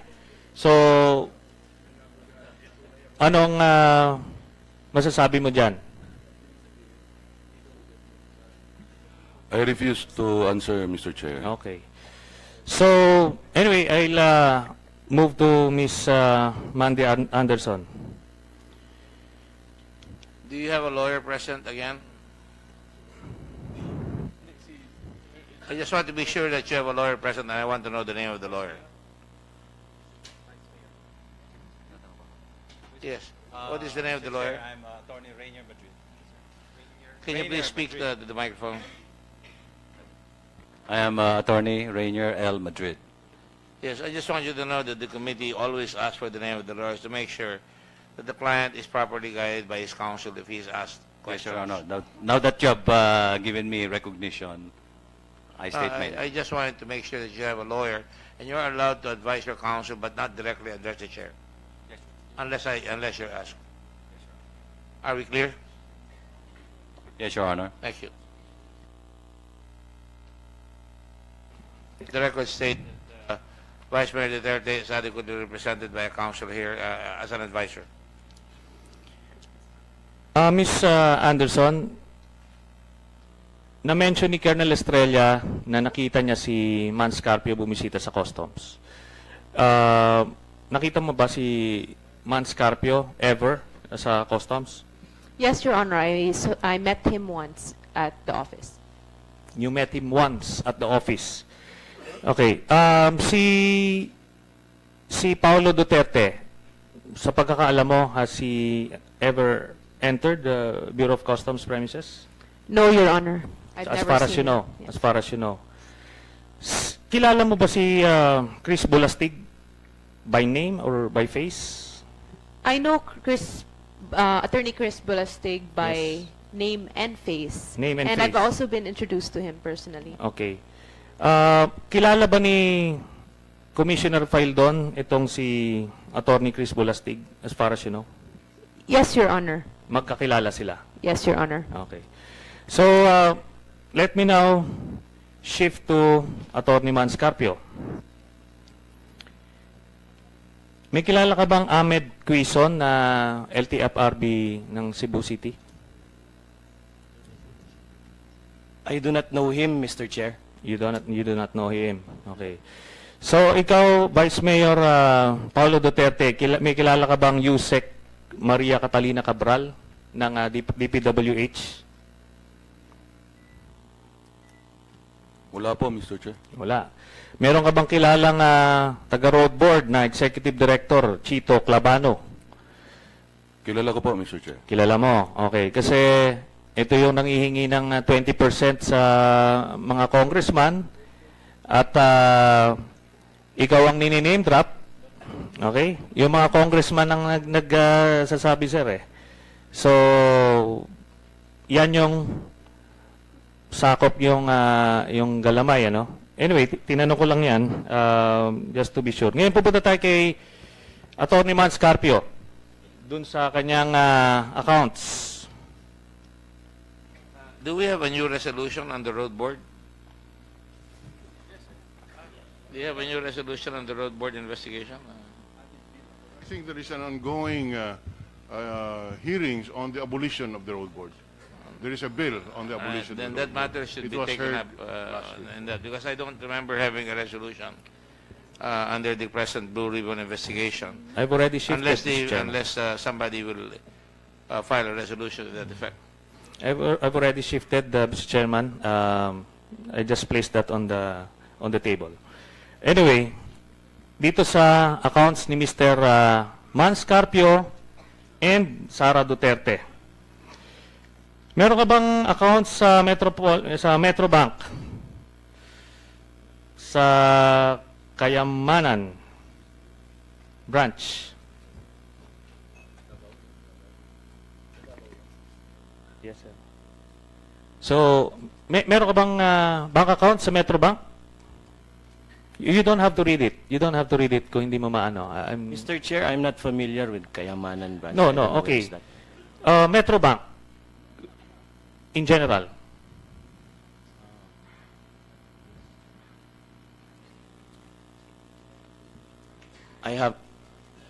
You have? I have no knowledge, Mr. Chair. You have no knowledge. Okay.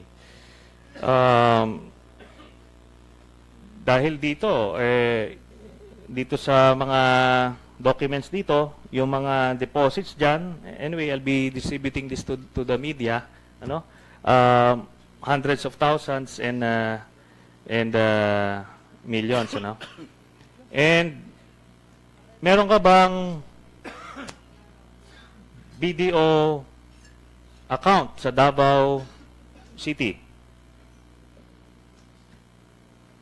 I have a BDO account in Claro M. Recto Avenue, Mr. Chair. You don't have any account in Davao City, is this Rizal? Riza.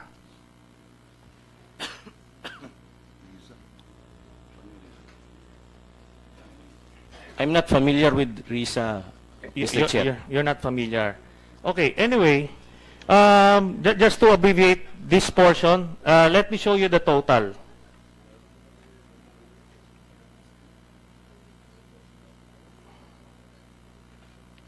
The total here, as of late 2015, is 121 million pesos. Do you admit or not that you have such an amount? Mr. Chair, I invoke the bank secrecy. Ba't ka natatawa? Ba't ka natatawa, Atty. Carpio? I'm asking you. I invoke, Mr. Chair, Okay. The bank secrecy. Yun, magtatago ka rin lang pala eh. Tatawa ka pa. Ngayon, so, you're not disputing itong aking allegations. You're not disputing it? Are you disputing it?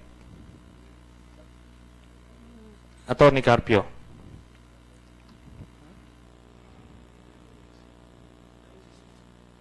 I'm disputing it, Okay. Mr. Chair. So, mali ako. Mali ako rito. Is that what you're saying? That is your interpretation, Mr. Chair. No, kasi kung dinidispute mo itong ina-assert ko, ibig sabihin, it follows na mali ako. Atty. Carpio? I already answered the question, Mr. Chair. No, we can, as I mentioned earlier, this is not the court. We can answer it, we can ask it again for clarity. And malay mo, magbago isip mo.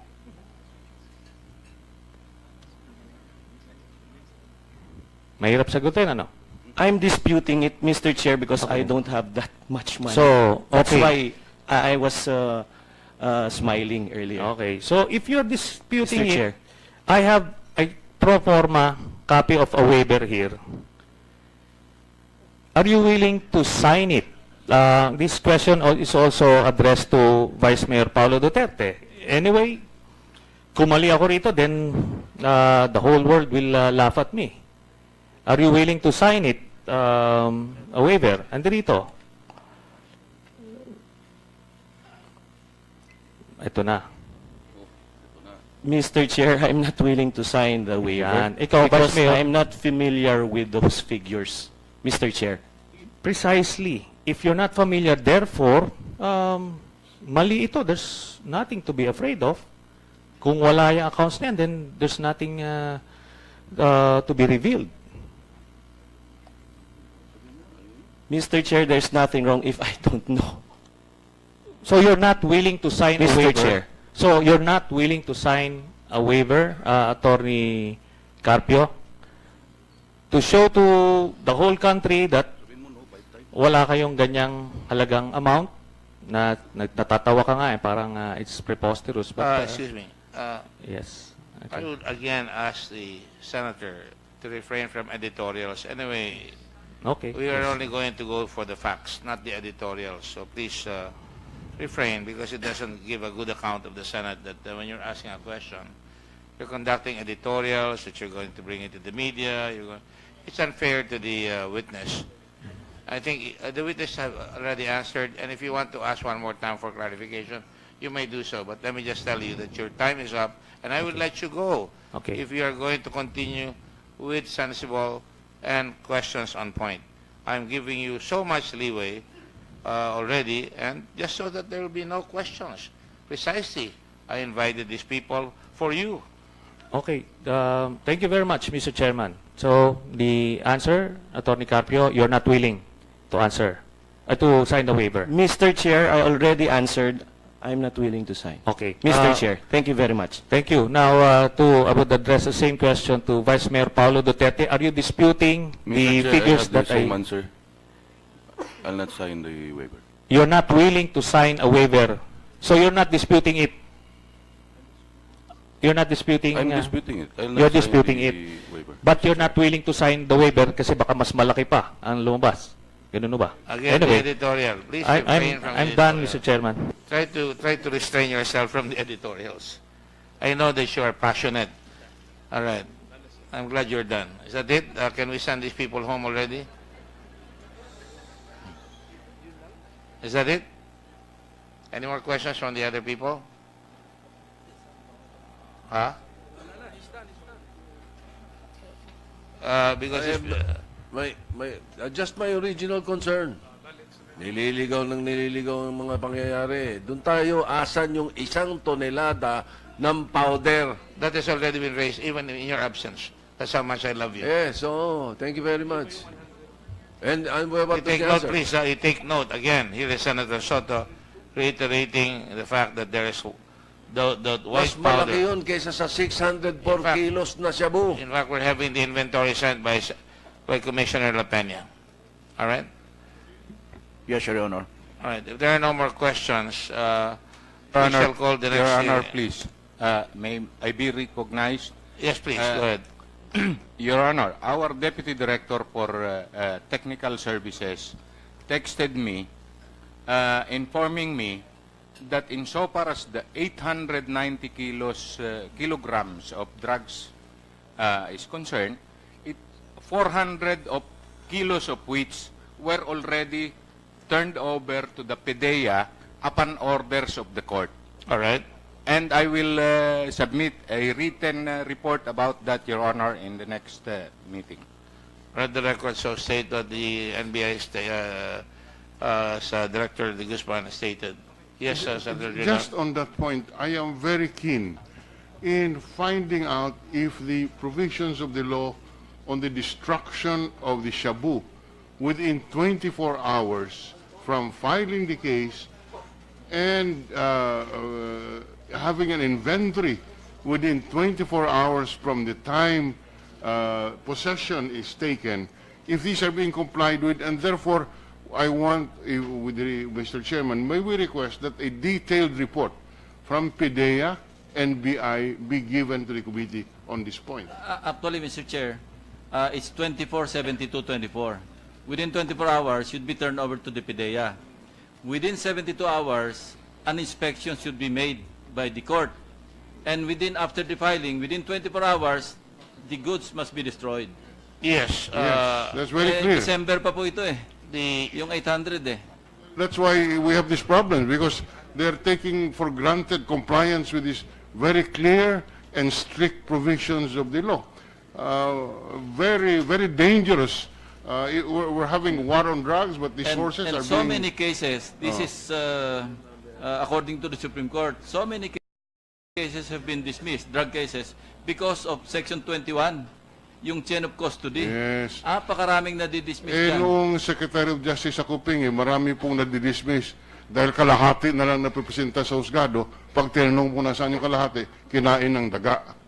Kaya po linagay, I was the one who insisted on those provisions in the law because of this experience that we had as prosecutors. Well, apparently that is not being followed today. There's obvious, I don't want to believe that there's rat infestation. There are rats, but it is to be sure. Mr. Chairman, they are rats with 2 feet. I know what the good senator is talking about. May I be informed on... well, first let me do the ruling first. PDEA is instructed. You're no longer PDEA, Sid, so don't nod your head unless you're occupying 2 positions. Mr. Balquiedra. Yes, Mr. Chair, yes. The chemist of PDEA just informed me that there was indeed a quantity that was turned over to PDEA, but it's only 300, Mr. Chair. 300. Saan? Alin? Yung isa 604 kilos? Yes, Your Honor. Out of the 500... no, 604 kilos yun. For the 800 kilos, Your Honor. Only... for the 800 kilos. Yes, only 300 was have been turned over to you. Ba't sinasabi niya 400? Yes, Your Honor. NBI?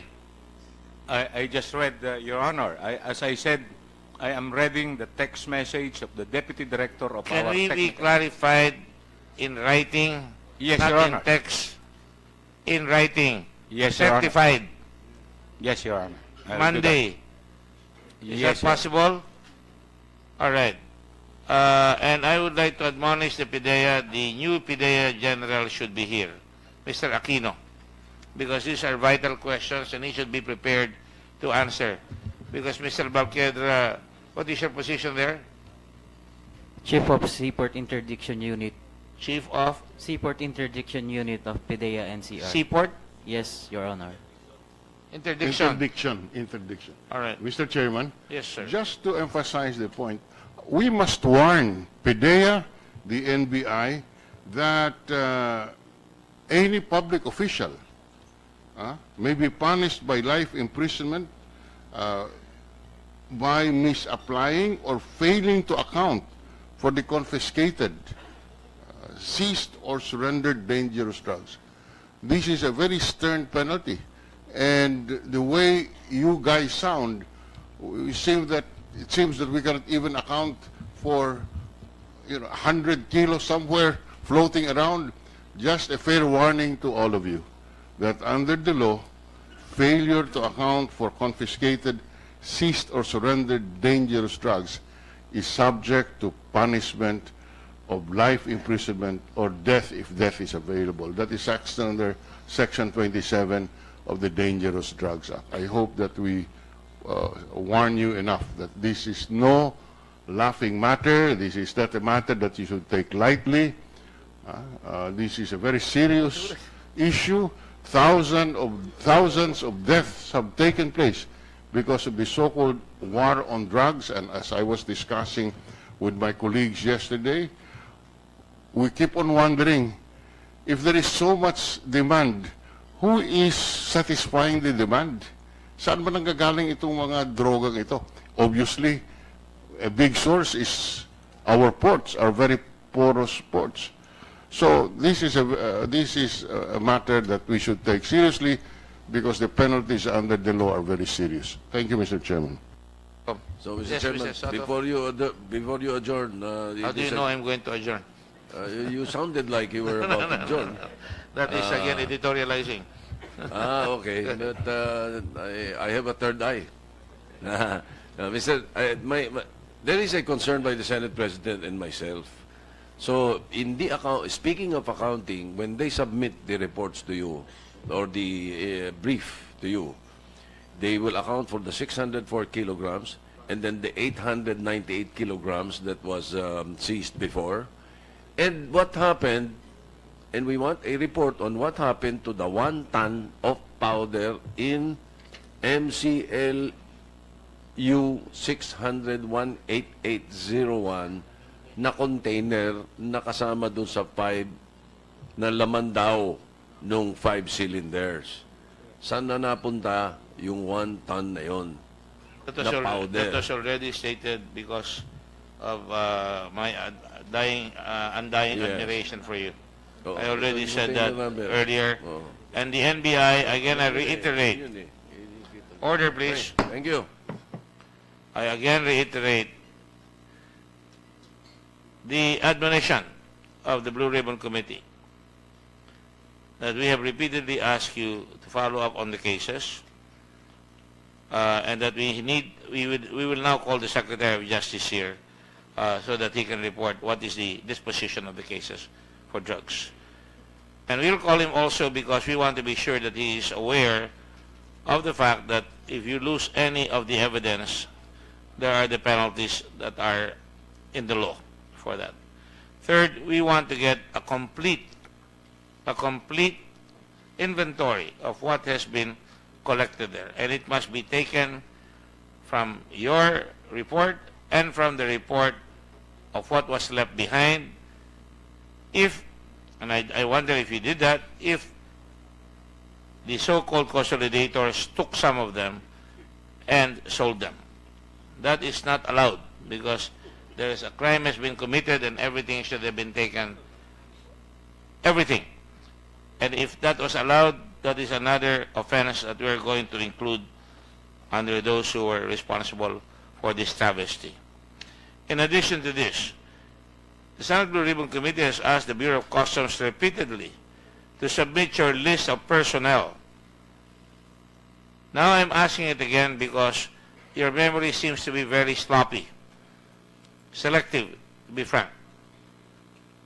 Tulad yan, sa amin pa nanggagaling yung mga pangalan ng hinahanap ninyo. And you keep denying na hindi nyo maalala yun. Ilang kayong empleyado na tinanong namin na nasa taas na hindi nyo maalala yung mga pangalan ng mga hinahanap namin mga tao. at kami pa nagsusupply.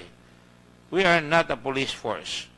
This is a Blue Ribbon Committee investigation, and we can easily, from what has been seen, we can already deduce and judge that a lot of malfeasance has been perpetrated upon our country.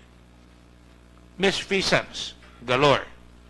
Non-feasance is stupendously all over the place in customs.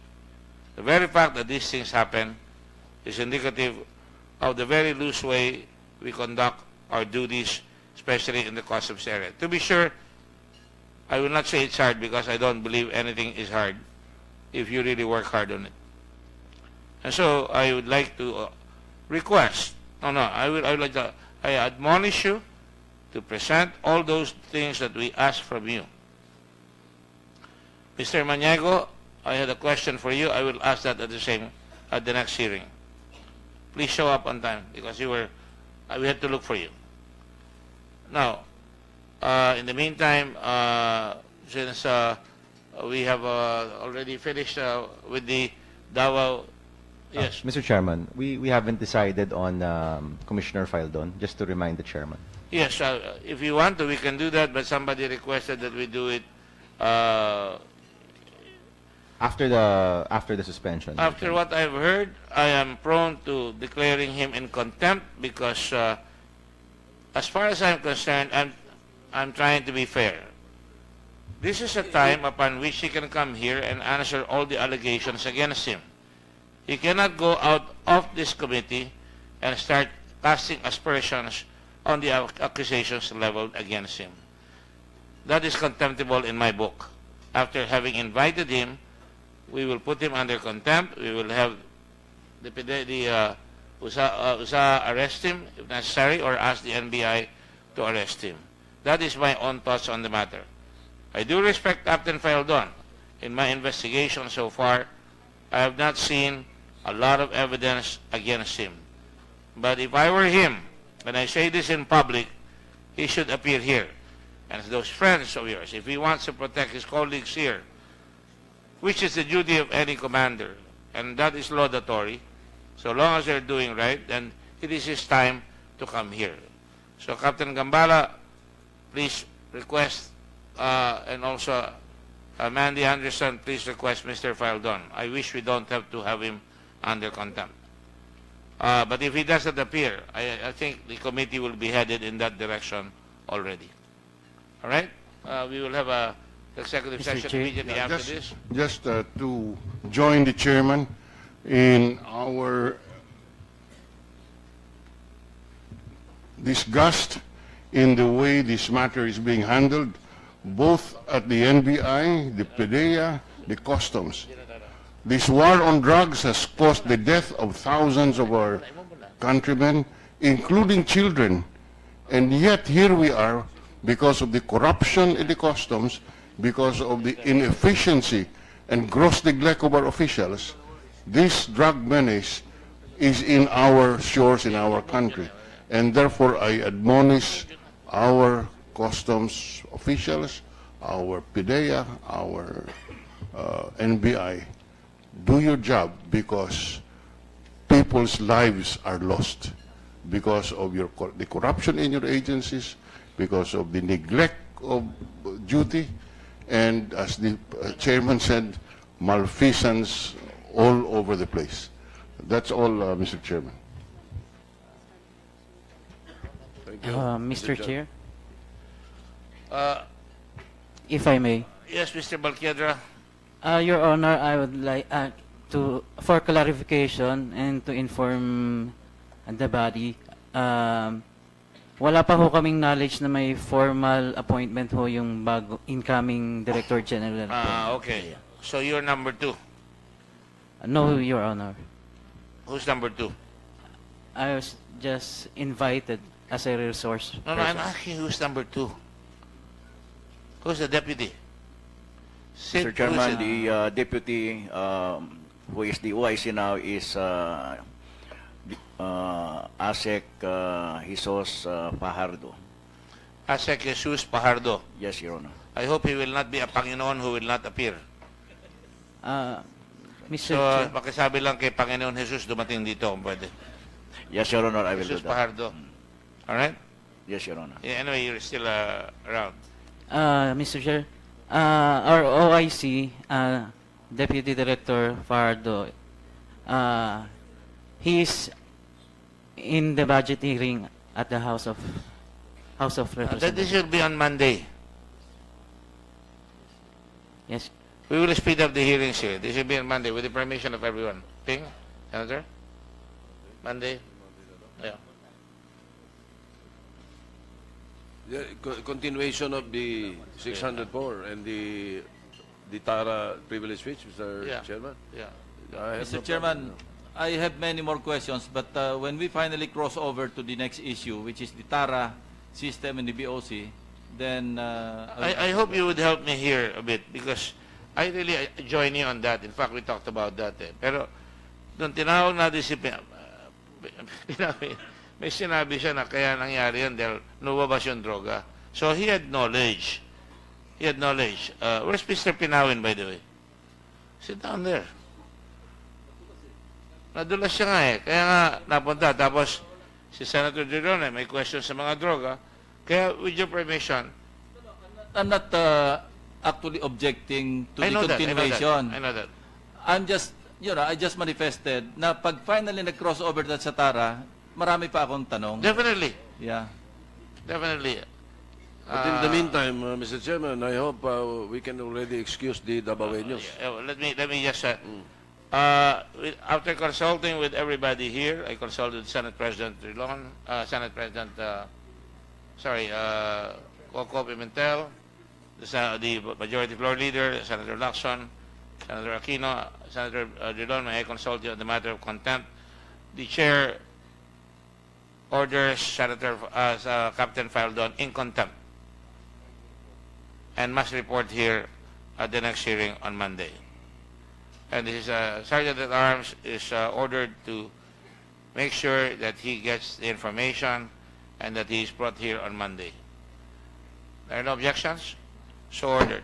In the meantime, yes. Just to be clear, if he does not appear on Monday, having been declared in contempt, he can be taken into custody until he testifies. That's correct. Thank you. That's correct. That's the intent. That's correct. So he's not going to be arrested, but if he does not appear on Monday, he will be arrested and brought here to the Blue Ribbon Committee. He will not entertain any defiance of the government here in this chamber. In the meantime, what was I going to say? There is a motion here. Is it a motion? To excuse Vice Mayor Duterte and Atty. Carpio in the next hearing. Yeah. Tapos na. With our respect, according to Senator Drilon, tapos na. The much ado about pinag-awayan pa namin kayo, pinapalabas na hindi ko kayo iniimbita. I just want to set the record, it was very, very clear in all the proceedings that I said, yes, you may do so. And that is very clear. And we thank you for coming here. And now, in as much as there's a motion to now dismiss you here, you may now do so with our thanks and our appreciation. Thank you, Mr. Chair. Thank you, Honorable Senators. Thank you. Thank you, Mr. Chair. We thank you for your respect for the Senate and the Senate Blue Ribbon. Session is suspended until Monday at 9 o'clock.